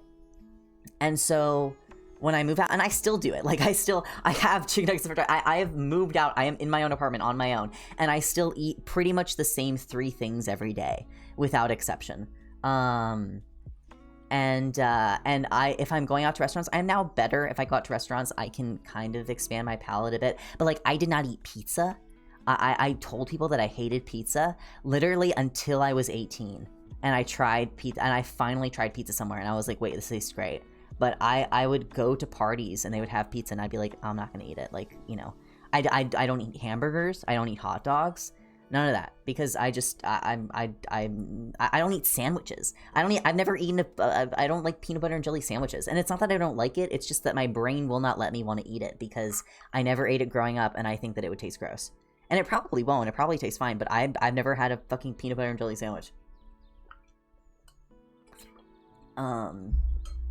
So, something picky eater. I had my first ever sandwich last year. Okay, maybe that's not completely insane then, Cherry. Or unless we're both crazy.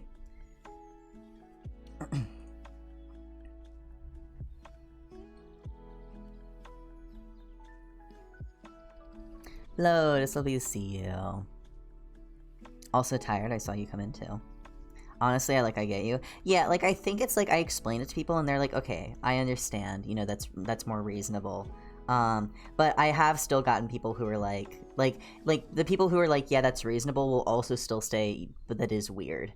And I'll be like, yeah, and it's like, after a certain, like, there's a certain point where it's like, it's weird, but I can't really do anything about it. And so I've just kind of been trying to like slowly get used to eating different foods. But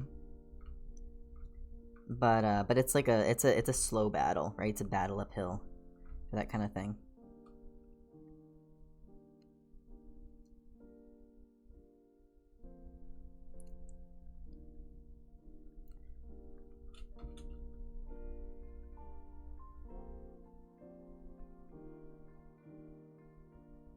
I'd encourage you to try more things, but having safety food to go back on really helps. Yeah, and I think, like, I've definitely been better about it in more recent years. Because I don't think it's like, I have this whole joke with my friends of, like, because, okay, my family has, because obviously my older brother has autism. It runs on my mom's side of the family. My younger sibling, my younger brother, has a learning disability. And also might also have, you know, some sort of on neurodivergent, whatever. People joke, my friends are like, you have ADHD. And I'm like, I don't have ADHD. I also haven't talked to a therapist about it. And like, I might have ADHD. Who knows? I'm still pretty much like, I don't think I have it. But then I like explain this kind of thing to people, and they're like, yeah, that's like an ADHD thing. And I don't think it's an ADHD thing. I think that's just a circumstances that led to something that ends up seeming like ADHD when it's not, you know? But it's definitely like, it's not a huge deal for me because it's like, okay, I can just eat the things that I like to eat and I'm not gonna worry about it, right? You know, whatever. I'll talk to a therapist one day. And it's gonna be so funny when I come out of the thing, when I come out of, you know, therapy, and they're gonna be like, yeah, you don't have ADHD, and I'm gonna be able to laugh at everybody, because I don't.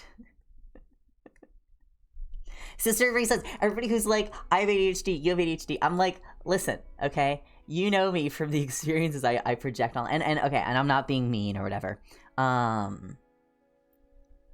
In this case, it sounds like an autism thing, but it's not your autism. Yeah, to be like, literally, it's like, it's a circumstance, right? It's a circumstance that I was in because my older brother had autism. And so because of that, it has affected my life in a way of like, I have this particular, you know, I have to deal with this, right? I have ADHD, but my picky eating is definitely not an ADHD thing. I'm just like that. I have other shit going on. Yeah.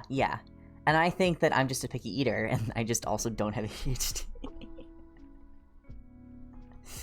I don't have So, but I'm a little guy, and I'm a little picky eater guy, and that's okay. And the thing is, like, I can cook, I can make my own food, because and when I, you know, my comfort foods, right, are pretty much every day. I will have these 3 meals at some point during the day. I will have chicken nuggets and french fries. I will have completely plain pasta with only butter and salt. And I will have Ritz crackers with peanut butter. That's the only 3. Like, I will consistently eat those 3 things every day, almost without exception. And then, like, there's a couple additional things that I'll have on top of that. Okay, butter and salt pasta goes fucking hard, and nobody can tell me otherwise. I love butter and salt pasta, and then, like, obviously, like, when I'm cooking it, it's spices. Like, I put spices in the water, right, when it boils and stuff. Like, I'll put obviously olive oil, but I'll put like oregano, and I'll put garlic salt and onion powder, and like red chili flakes, that kind of thing. And so it kind of gives it a little bit, and then I just have, and then on top of it, I just put butter and salt when it comes out. And so there's a little bit of flavor in there, just a little bit, but it's just butter and salt. It goes so fucking hard. I do eat pasta with pasta sauce, but not usually. I have to be feeling a really specific way for me to eat with pasta sauce. But just butter and salt, it's so fucking good. What are your thoughts on toast, Chris? I will eat toast once in a blue moon. I'll also like have like bagels once in a blue moon. But again, bagel only with salt and butter. I don't use any spreads. Even with toast, only salt and butter. I put salt on everything. I put salt on literally everything. It's probably bad for me, but I put salt on everything. Even since that probably shouldn't have salt, I will put salt on it. Though to be fair, I think everything. I think it's almost undeniable that everything tastes better with a little bit of salt.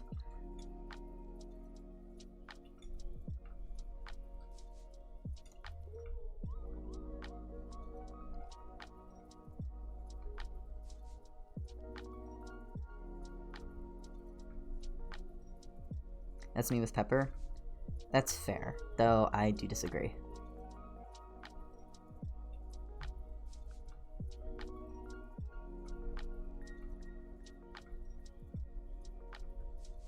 I think pepper is a little bit too strong. I will have pepper. I'll put pepper in my pasta when I'm, you know, boiling the water. But I don't put that much. That's the secret of why junk food and why it tastes good. Salt. It really is.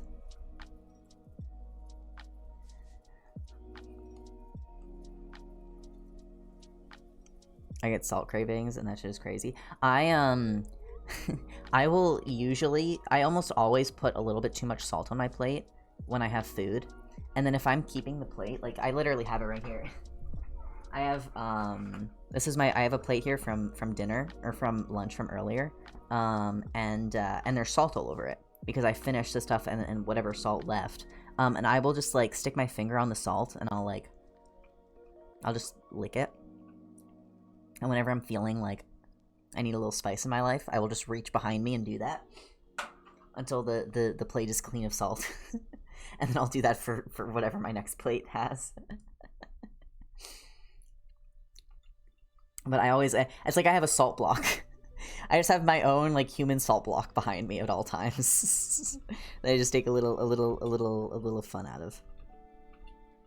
A devious pinch of salt. It's true. Deer behavior. It really is.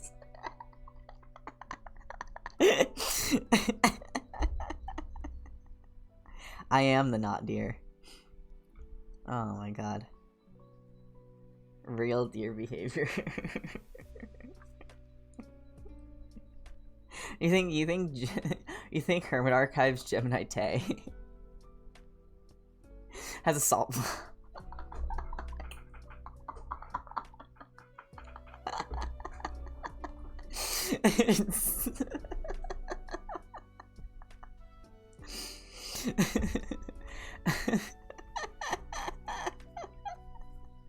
I wish Johnny. I don't think Johnny's still here.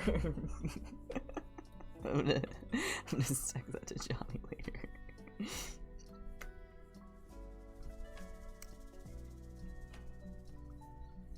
Oh, that's awesome.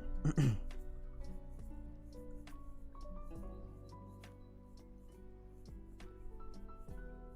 telling Johnny, go for it.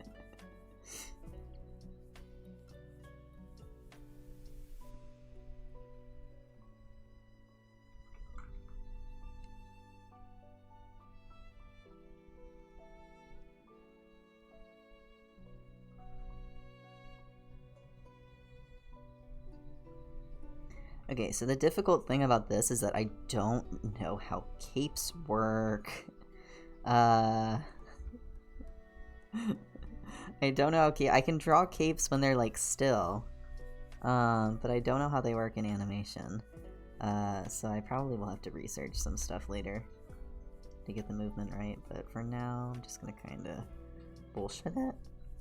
I love bullshitting things when I don't know how to do them.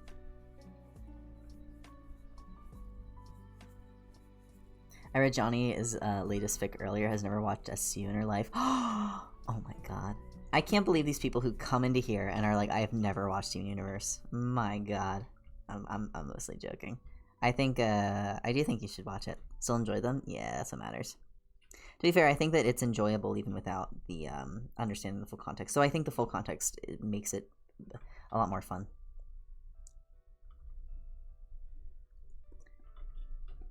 But SU's great.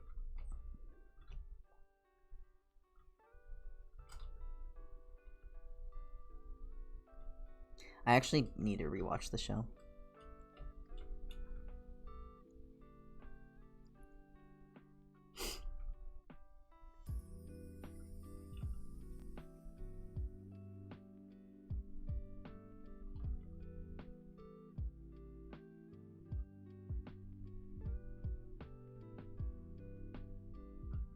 Crenshaw piracy sites are your friend, yes. It is always justified. Yar. Speaking of pirate, I need to doodle more for my sailor pirate AU. My little Homestuck pirate AU that only I care about. That lives in my head.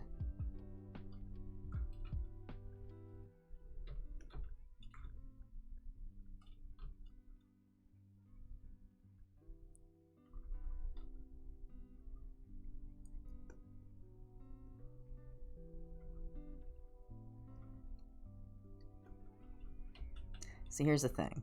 I don't have that many thoughts about the Pirate AU, other than I just want Dave, Aradia, Solux, and Karkat to sing sea shanties together.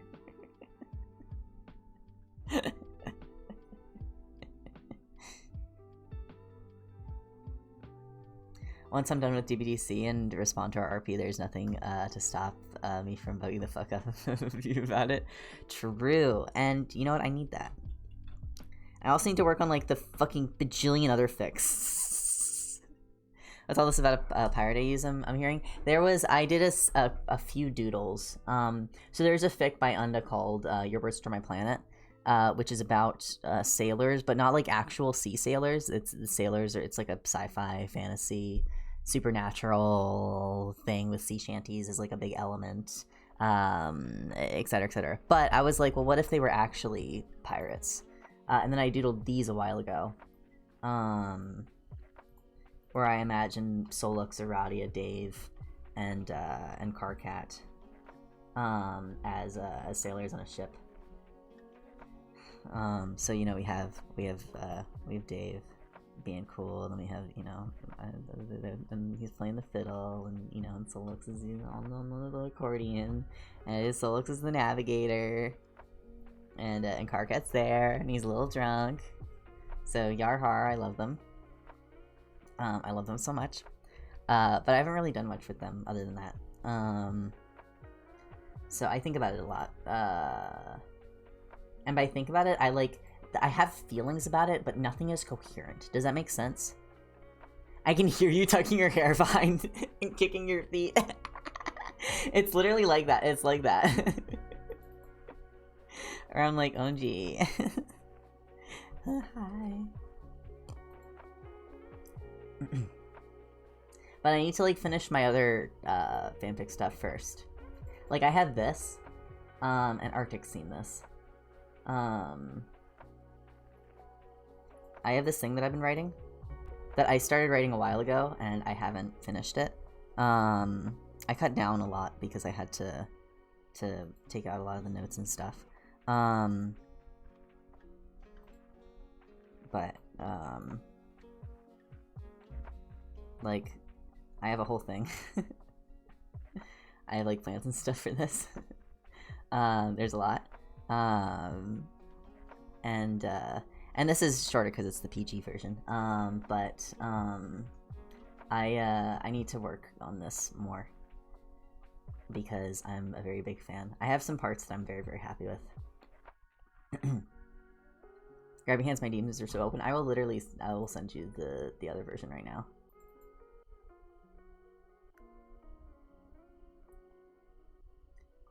Arsha, do you want the? I'm assuming, yeah. Okay, yeah. I'll send you the proper version.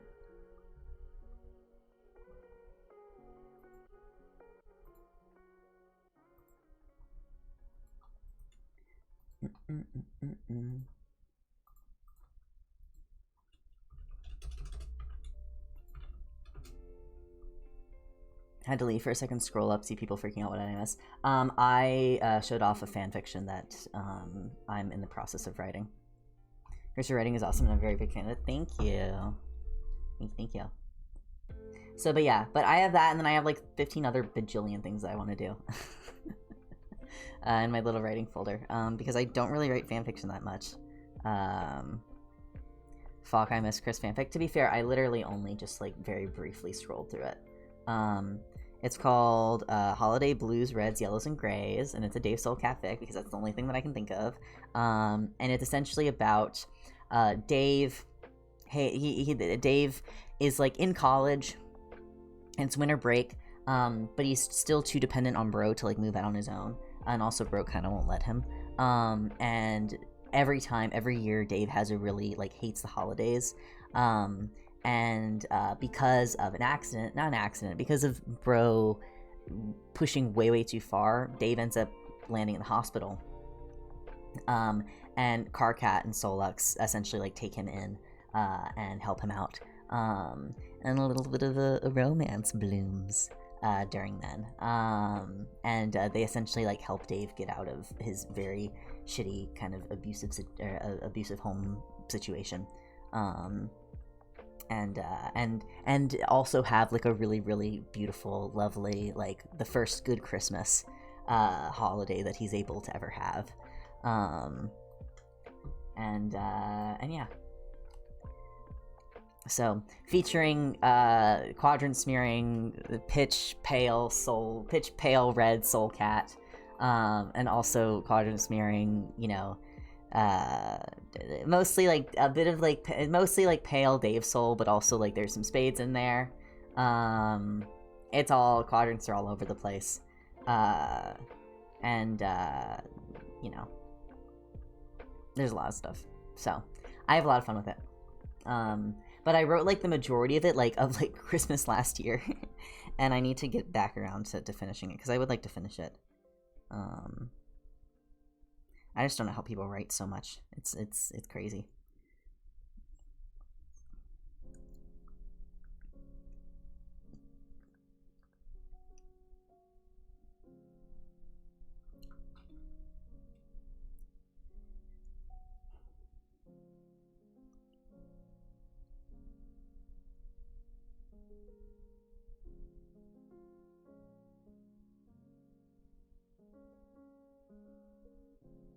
But if/when I ever finish it, I will post on AO3. The thing is like, I see a lot of people when they do fanfiction, they will upload it chapter by chapter. I can't do that. I have to have everything complete before I post it, because I'm indecisive and I'll go back to previous chapters and I'll want to like change and edit little things. And the idea of posting a chapter and that being it before like it's actually properly done drives me batshit. Because what if I, like, want to rearrange things and, like, you know, etc., etc.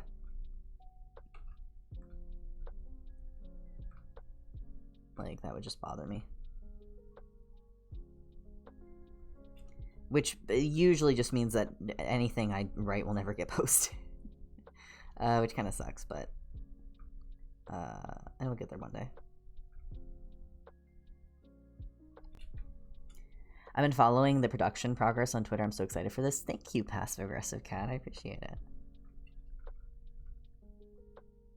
I've tried to skip full video whips, so I see most of it blind. Well, then you'll probably want to dip before the very end of the stream, because usually at the end of the stream, I always show the full video progress, which we will still do when I end stream today.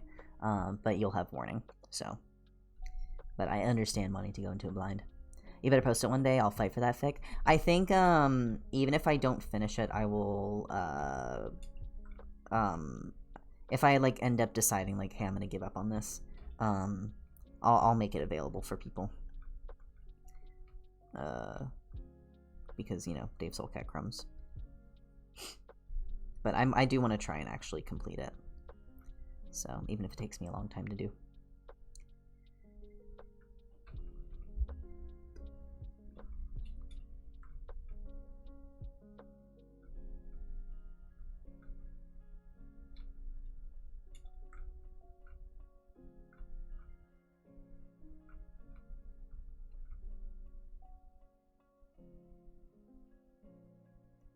The tweet where you asked for, like, the Homestuck fic was so smart. I have so many things to read now. Yeah, I didn't actually think it would... It kind of popped off in where, like, there's, like, over 100 comments or something on it now.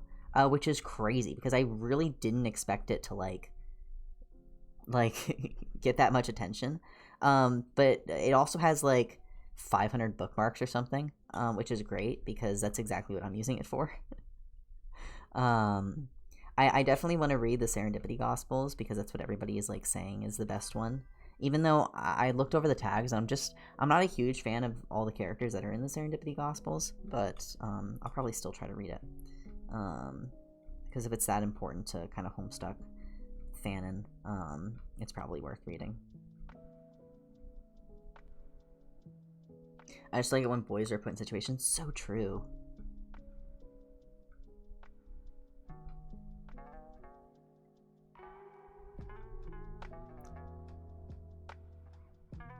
I need to go reread the PG cut. I rotate it sometimes. You're cooking? Thank you.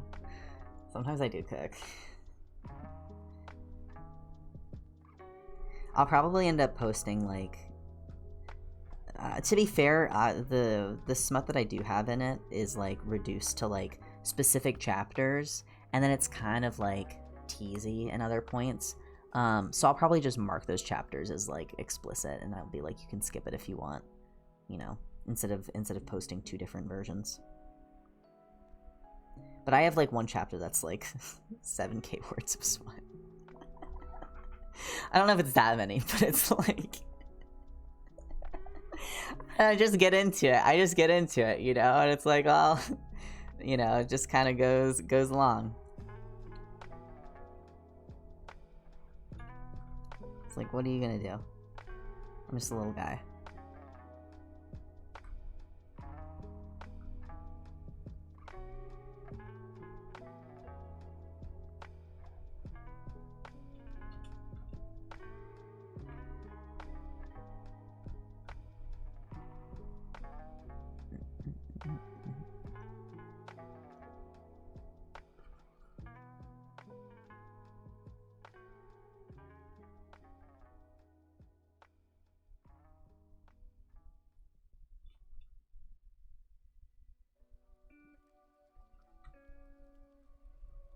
Hi, Adri. Where do you post your fanfics? The only fic that I actually have posted is Cadaver, which is a Dave Strider Homestuck Magnus Archives crossover fic. All the other stuff lives on my Google Drive and has not seen public day yet. But if I do post it, it will go on my AO3, which is Red and Rain, which I can link here.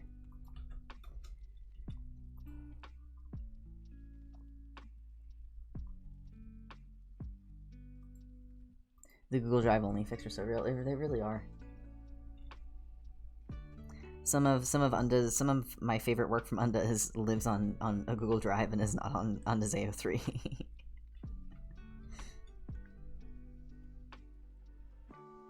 But as long as I can access it, I'm happy.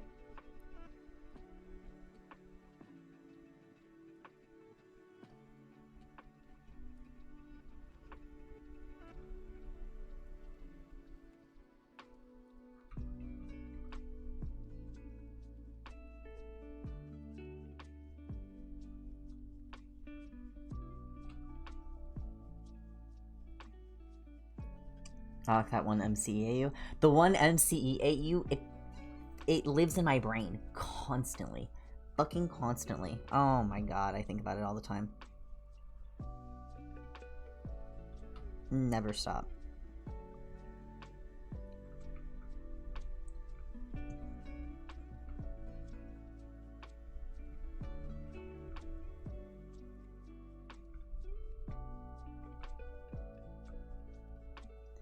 There are docs only on Fix. Arch, I thought you knew about this. I thought this was why you were in Unda's Discord server.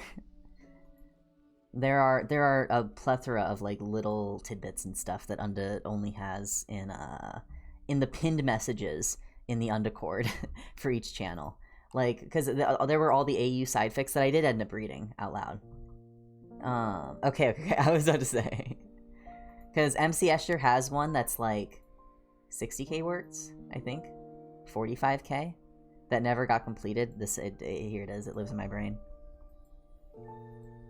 This fic lives in my brain. Yeah, 40k words of an MCE alternate universe fic. Not MCE crossover alternate universe. An alternate universe of MC Escher that is unrelated to the fanfiction alternate universe by Unda. To be specific. Because I need to make that clarification. Y'all getting fed well? Adri, Unda's main works are anywhere from 700,000 to like over 1 million words. We are more than well fed. It's great. Oh, did I? Oh, fuck. Wait, I definitely accidentally sent it to you. I did. Instead of Archa, you guys both have A names and both have you guys both have fucking similar POV, very similar fucking things. Thank you for it. You guys have similar names, similar PFPs, and I talked to both of you back to back. Sorry about that.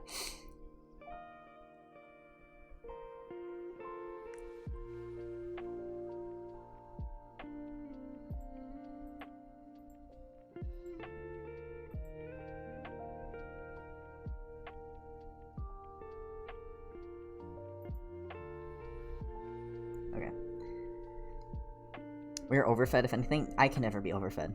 Absolutely never. I would happily read another 5 million words from Unda. Unda cannot make enough to satiate me. I say this in it's impossible. Unda could drop a 10 million word fanfiction tomorrow, and I will read it in 2 months. Less than that, in a month and a half.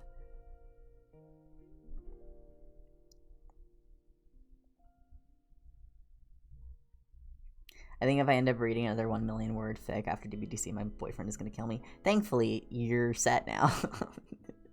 And maybe you'll regret that. Maybe you're gonna regret it. how fast you went through it.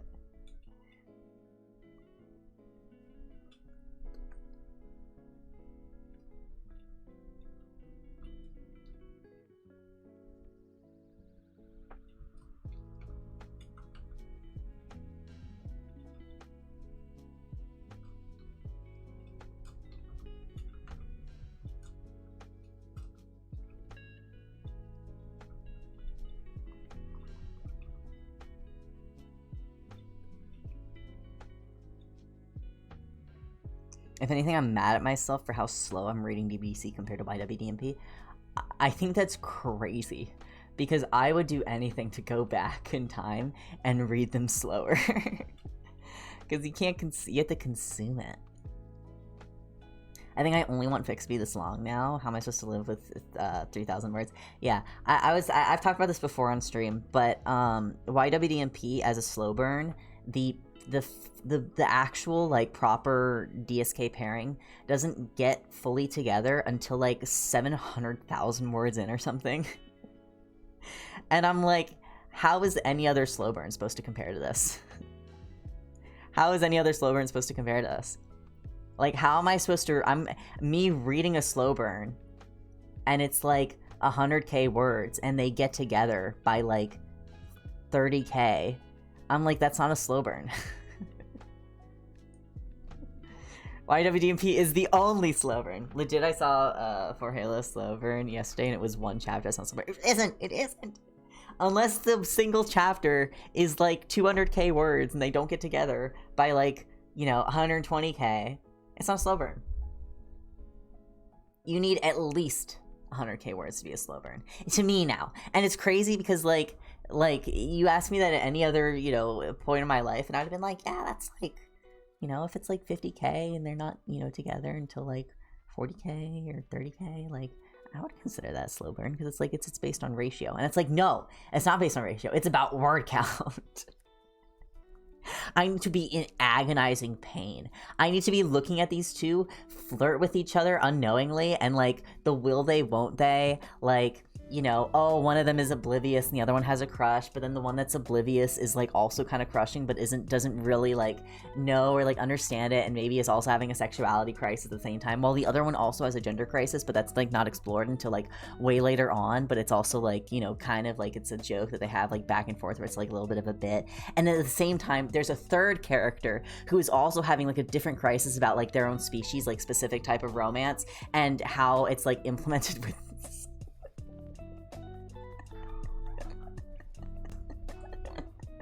just me talking about YWDP now. It's just me talking about YWDP now.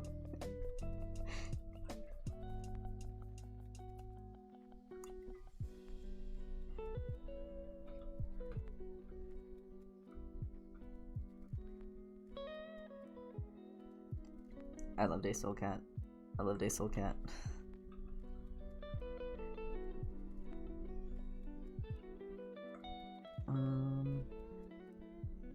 Why? What?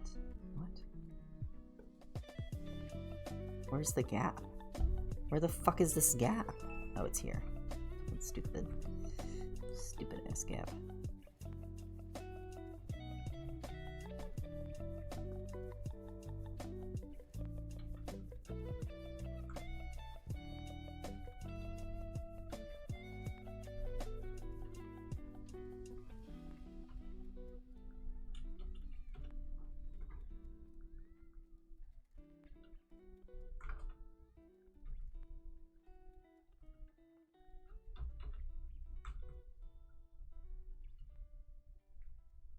My favorite trope is just insert onto fic Dave Soulcat situation. It's true. It's true. The only, you know what? The only Unda thing that I do, the only Unda Dave Soulcat trope I don't like is is Solux breaking up with Dave over over Dave breaking up with Solux about some situation where he's dealing with trauma and he goes to like extreme length. It happens twice. If I had a nickel for every time Dave breaks up with Solux because he goes through a traumatic event and he thinks that his only solution is to break off all relationships from everybody. Actually, I think I would have 3 nickels because technically it happens earlier in DBDC 2-ish, maybe? Doesn't it happen when he initially like flees to go to have his clown arc and then it happens later again too? I have 3 nickels. Okay? My god. Dave. Dave.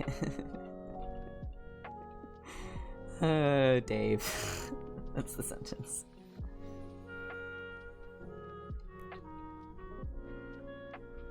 Stop breaking up with your boyfriends and start dealing with your trauma.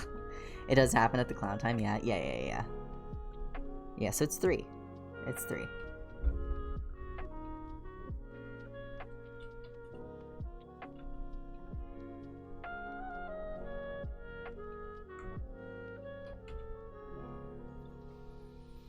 Also, his clown arc is such a... Yeah, you don't think about it. It's just built into my vocabulary. I'm like, yeah, the clown arc.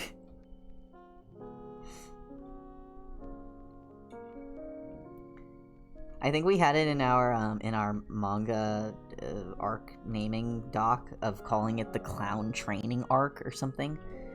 I think we called it the clown church arc, but I think the clown training arc is funnier.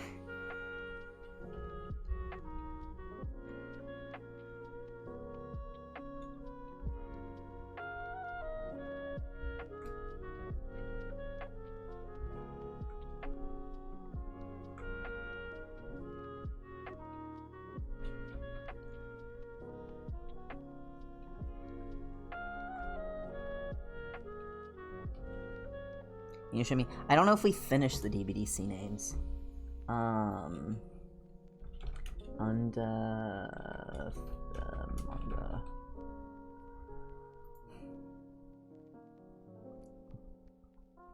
In fact, Arctic, you could help finish the DBDC names.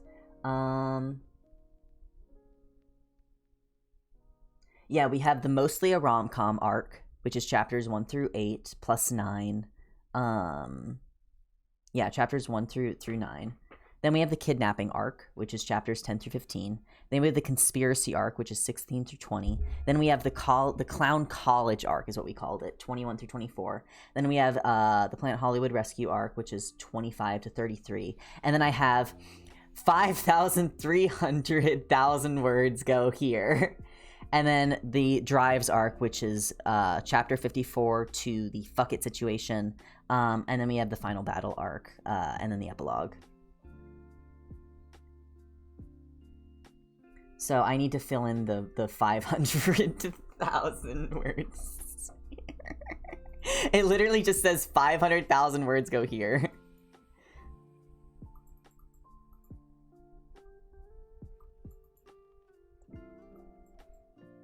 And I like how we have the only description, because all the other ones have, mostly rom-com arc. Solux discovers Dave and feelings, gets in cahoots to blow up an abusive authority figure, eventually make it happen with a bonus chapter of domestic sickness. Like, we have, like, little summaries. And then for the conspiracy arc, all we have is Solux listens to music. What chapters are the 500k again? It's from 34 to 54. So, okay, and I'm gonna talk about I'm talking spoilers for DBDC, so like mute for like 2 seconds. I'm gonna quickly read the description. We have the Planet Hollywood arc, Planet Hollywood rescue arc, which is Dave, Karkat, Rose, Roxy, Durka, Terezi have a fun time on Planet Hollywood trying to get out of David's control. Meanwhile, Solux, Vriska, Hal, Equius, Arati, Nepeta, Jane, Jaded, Jake, and John set out to break them free till Dave's first nightmare. Okay, we're good. But yeah. And then the next thing we have is the Drives arc. I mean, he does listen to music. That is literally what he does. And the Drives arc starts on 54, which I'm pretty sure is left brain, right brain, left brain, or right sponge, left sponge, right sponge. But between because we do have like the Gold Blood. You could actually, that would probably be a good arc. Is the whole Gold Blood Rebellion arc. I just don't remember what chapters those were because I hadn't read DBDC in a while I was making this. But that I think would be a good set of arcs to do. So it would just be about figuring out what chapters those were. And if you wanted to help me, Arctic, you're more than welcome to.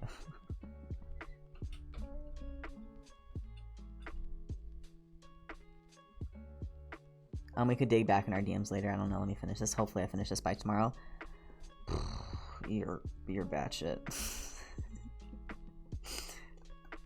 You're gonna be regretting how fast you go through these. I swear to God.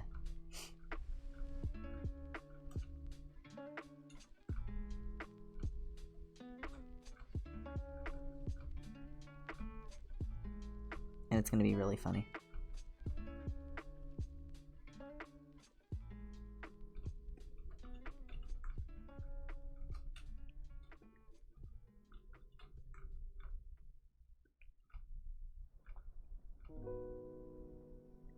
Is there any order to read these fics? I know you said once you finish, or I know you said it once, but just to refresh. Okay, so you can kind of, honestly, okay.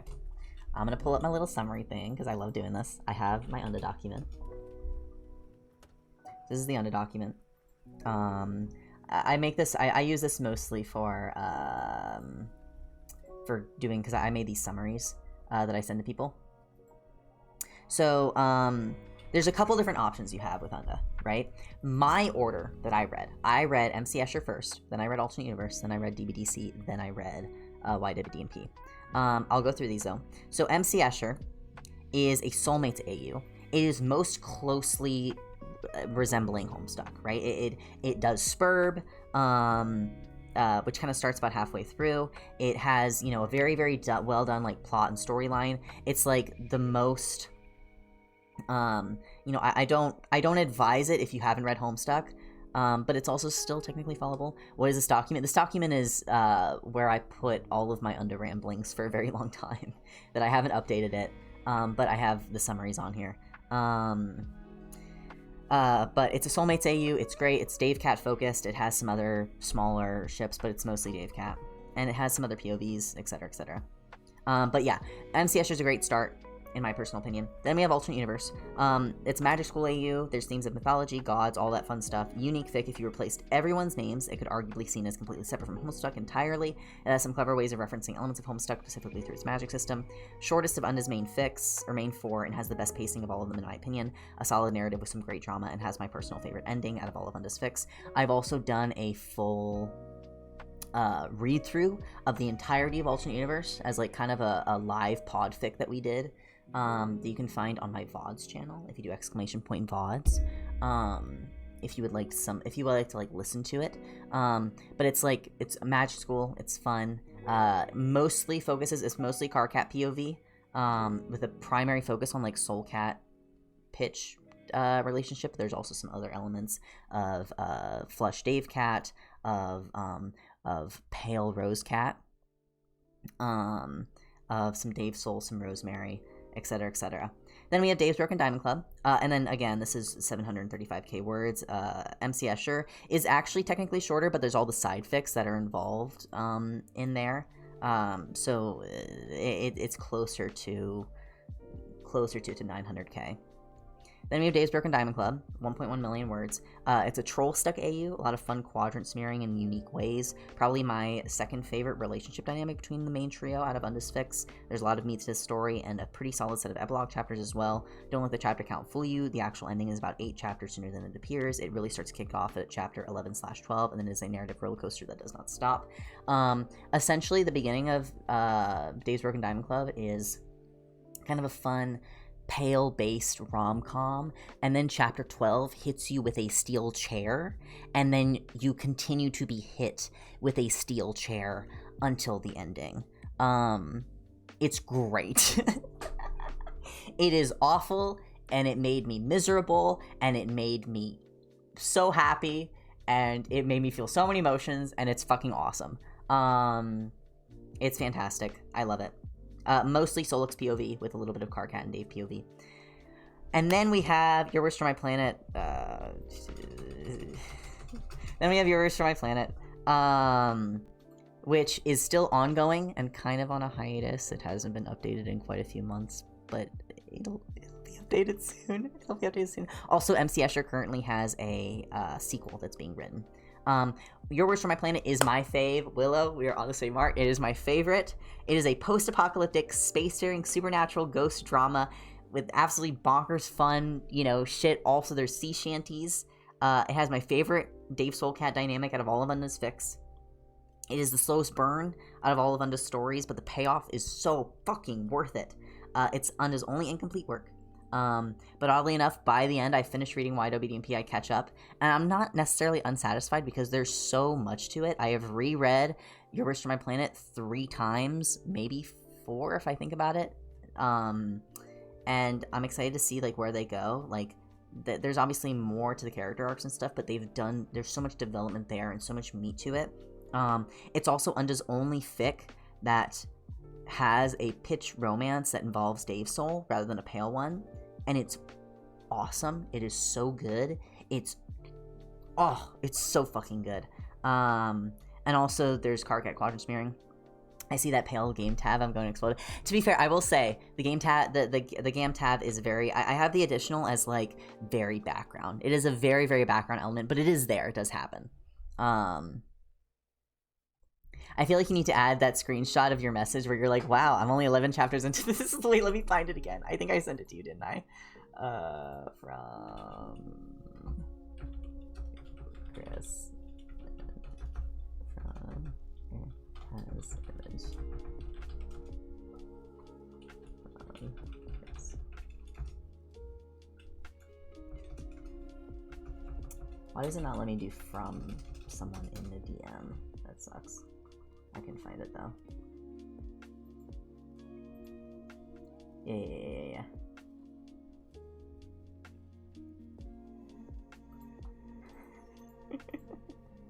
Where is it?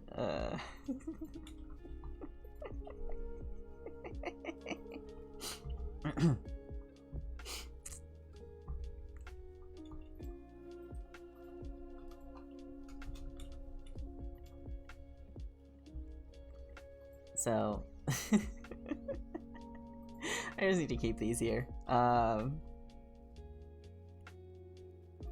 wish I had I could go back and find the actual date for this, but this was a few hours before this message. And then I have this is all ramble stuff that I've taken from Discord, that I put in this document, and it's all there's all of this has my fucking typing quirk. Because I just copy and pasted so much of it. Just fucking absolute ramblings. I need to organize it at some point. Because I literally would write, I would write so many essays on Unda Fix if I had the time. Holy fuck. You should so send me your rambles later. I can. Again, they're incomprehensible, but I can send you them. I think an interesting note is that MC Escher explores way more characters in depth than others. That's true. I think the side fics do a lot to flesh out the world and flesh out the characters, specifically of MC Escher. That is a very, very good thing to note.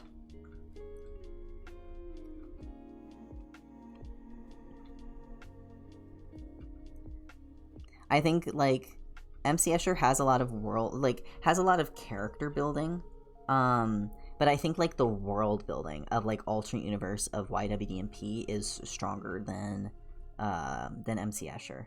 But that's also because they're, unique settings when MC Escher is just Earth with trolls, and soulmates, right? Thank you, by the way, that helps a lot. I like knowing a bit of what I'm getting into and, how to go about it. Hell yeah, and the thing is, you can technically start anywhere. Again, I personally started with MC Escher first, But they're all great to start with. You know, that they all it's the thing is that they all kind of fulfill a different need, and so you go into whatever one you kind of are feeling. I think the only thing that I would kind of not warn against, but like DBDC is the DBDC. We're actually discussing this quite recently. When it comes to tone and kind of dark angst, I don't like saying angst because I feel like it implies it's sometimes not a silly term, but it can be like oh, this is so angsty, you know what I mean, like it's kind of emo-y. But the most intense Undefix, in order, in my personal opinion, I think most people end up agreeing on this. We have Alternate Universe is the least, right? This is the least. Then we go to MC Escher. Then we go to YWDMP.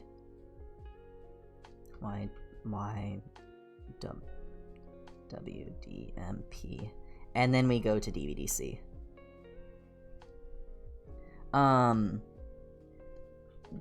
These two are there's a gap, right? There's a gap here when it comes to focusing on heavy themes.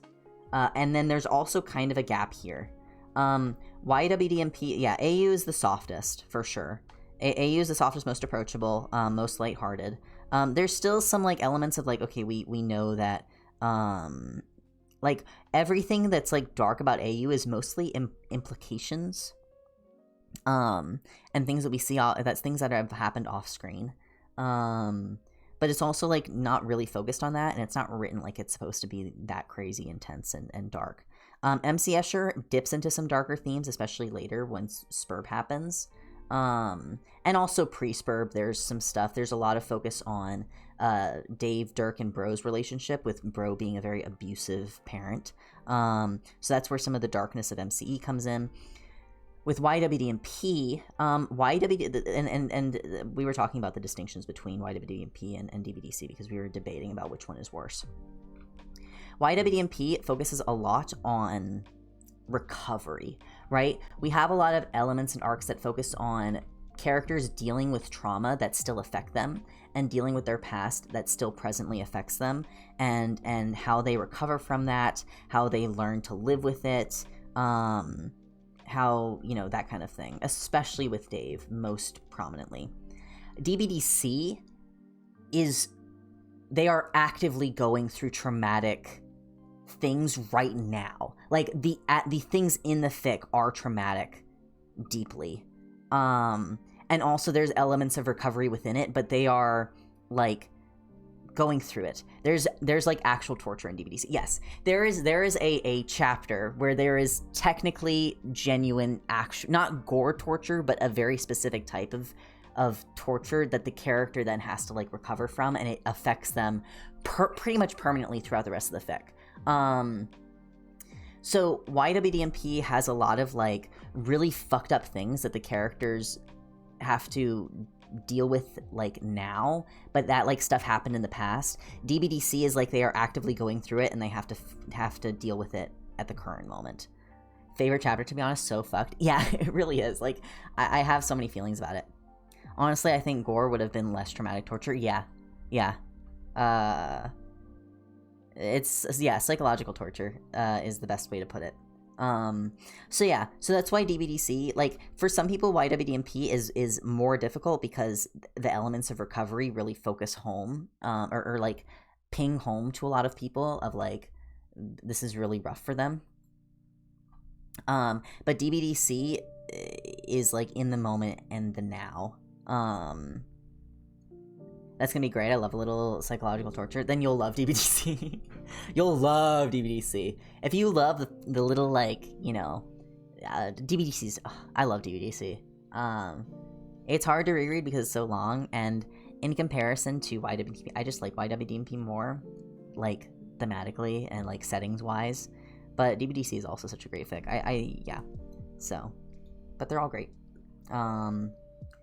One day, I would love to do a podfic reading of either DBDC or YWDMP or MCI. I would love to do podfic readings of all of them. I just don't have the time, but I would love to so bad. I would love to.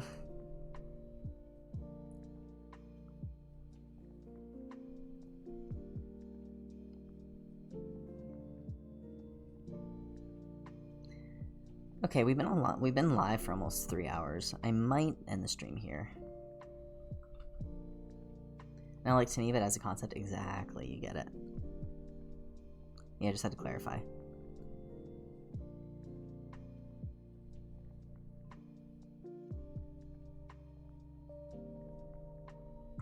Yeah, we've been live for 2 hours and 40 minutes.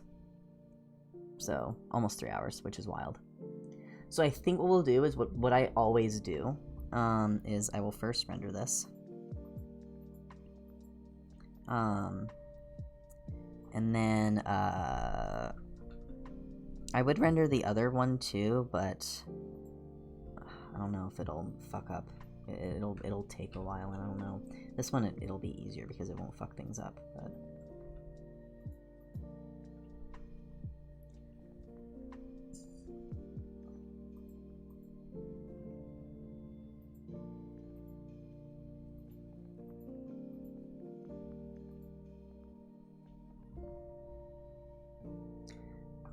let me add 28. I'll just try to render scene 5 and we'll see. If my stream goes down, my stream goes down. Or I just pause it. Or if everything starts to drop frames.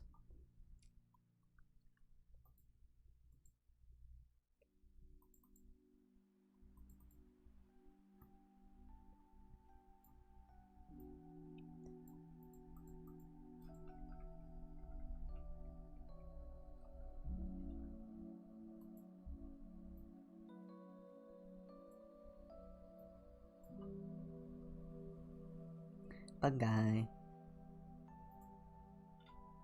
I think this is scene 5, maybe comp. 6, I think is the number. Okay, this will take an extra few moments. Oh, never mind.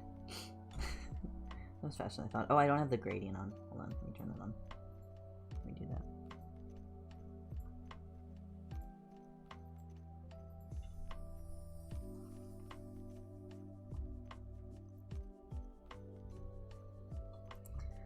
Okay.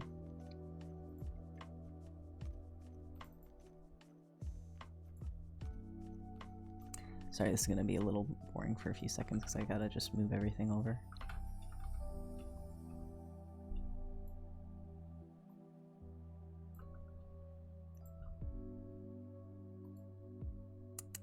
And then I need scene, I think 18.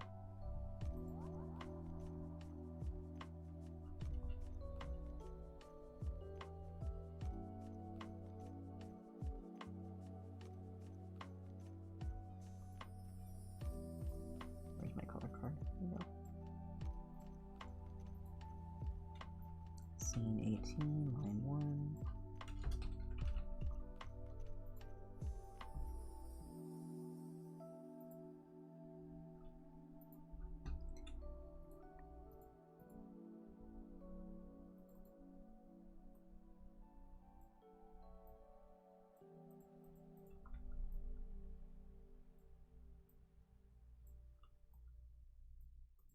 Okay.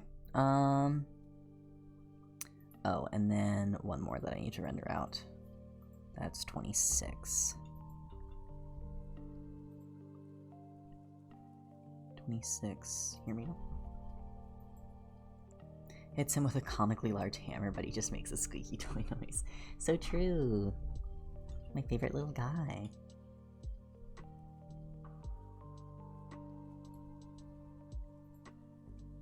Scene 26. Line 1.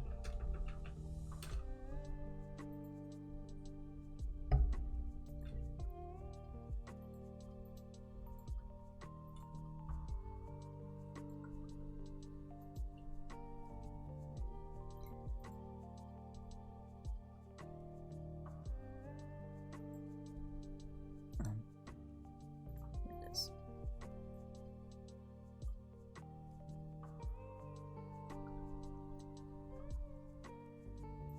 Okay. Alright, let's look at the final, or the full thing so far. So if you do not want to see spoilers for the full animation, you can dip now. And I hope you have a lovely rest of your day, because I will be ending stream after this. But as a, you know...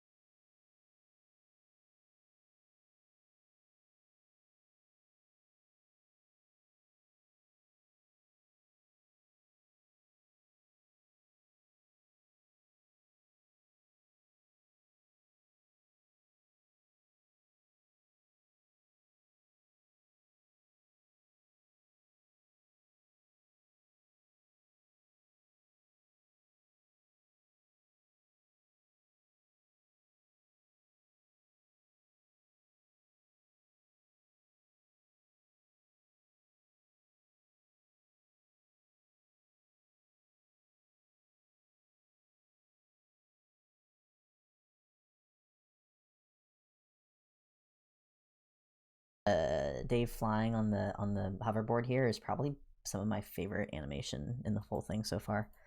Like the specific part. And it's so hard because you can't really see him because his silhouette blends in with the red sky. And so I have to figure out how I'm going to deal with that. I think I need to like move the skyline or move the city line up, right? So there's still going to be some element of there, but maybe also like doing the lighting in a way that I could kind of halo it around his body. It's still a little bit difficult, but I'll figure it out. But we're having fun with it. And honestly, I need to do a lot of backgrounds is the main thing I need to get done. That's kind of the thing I'm mainly putting off. I really want to have here, when he jumps off, I don't know how I'm going to do it, but you know those things in Spider-Verse where they have like a freeze frame, not a freeze frame, but they'll have like a few frames or whatever where it's like super textured and like it's illustrated, like it's different style, like something like and it's like, you know, crazy different. I want to have a few of those at like really key moments. So like this, I want this to be one maybe, or when he like jumps to be one. I want this to be one where he like breaks through. There's a few others here and there maybe. But I have some idea because I was watching Spider-Verse, and I was like, I want to add more like this stuff. So that's why like even like the bottle crunch when the bottle drops, how it does the little like adding kind of fun stuff like that where it's like and I want to make this like, I want to illustrate this, I want to have this be a bit more like bombastic, whatever. This is just kind of a placeholder, but stuff like that, you know, I'm kind of trying to have those like, you know, cool flickers and stuff like that. So, and I'll definitely be able to do that here. I want to play around a lot with this because this is going to be reversed clips of this stuff, I think, but I want to like try and see if I can make it like cool and traily. I don't know. I don't really know what I'm going to do with this yet, but I know I am going to be probably reusing clips from the animation, so I don't have to worry about it too much. And then this is just going to be a different version of the first clip where it's like the hand will come onto the screen. And it's supposed to be a perfect loop. That's the whole idea. And you guys have heard, people who have been here have heard that before, but the whole idea is that the animation is a perfect loop. So yeah, because, you know, Dave, that's the whole point. But yeah, anyways, thank you guys all for coming to today's stream. It was absolutely lovely having you. We've almost been streaming for about 3 hours. I'm gonna keep working on this. You know, it's animation, so it's slow. I don't think that this will be done for another 2-3 months, is my estimation, and I'm moving soon, so I'm going to be dealing with that, and I'm going to go on vacation for a little bit, so it's going to be crazy, but I have, at this point, invested enough time that this will definitely be a thing that I finish, for absolute certain, so look forward to it. You can keep updated, you can, you know, if you're following my social media, you can follow me there. I keep updated. If you're not following me on my alt account, that's where I like post whips of this all the time. It's essentially my Homestuck side account compared to the Hermitcraft stuff, which is on, you know, on my main or whatever. So yeah, thank you guys all again for joining me. And I hope you all have a lovely rest of your day, evening, night, wherever you are. And I will talk to you all later. Bye bye.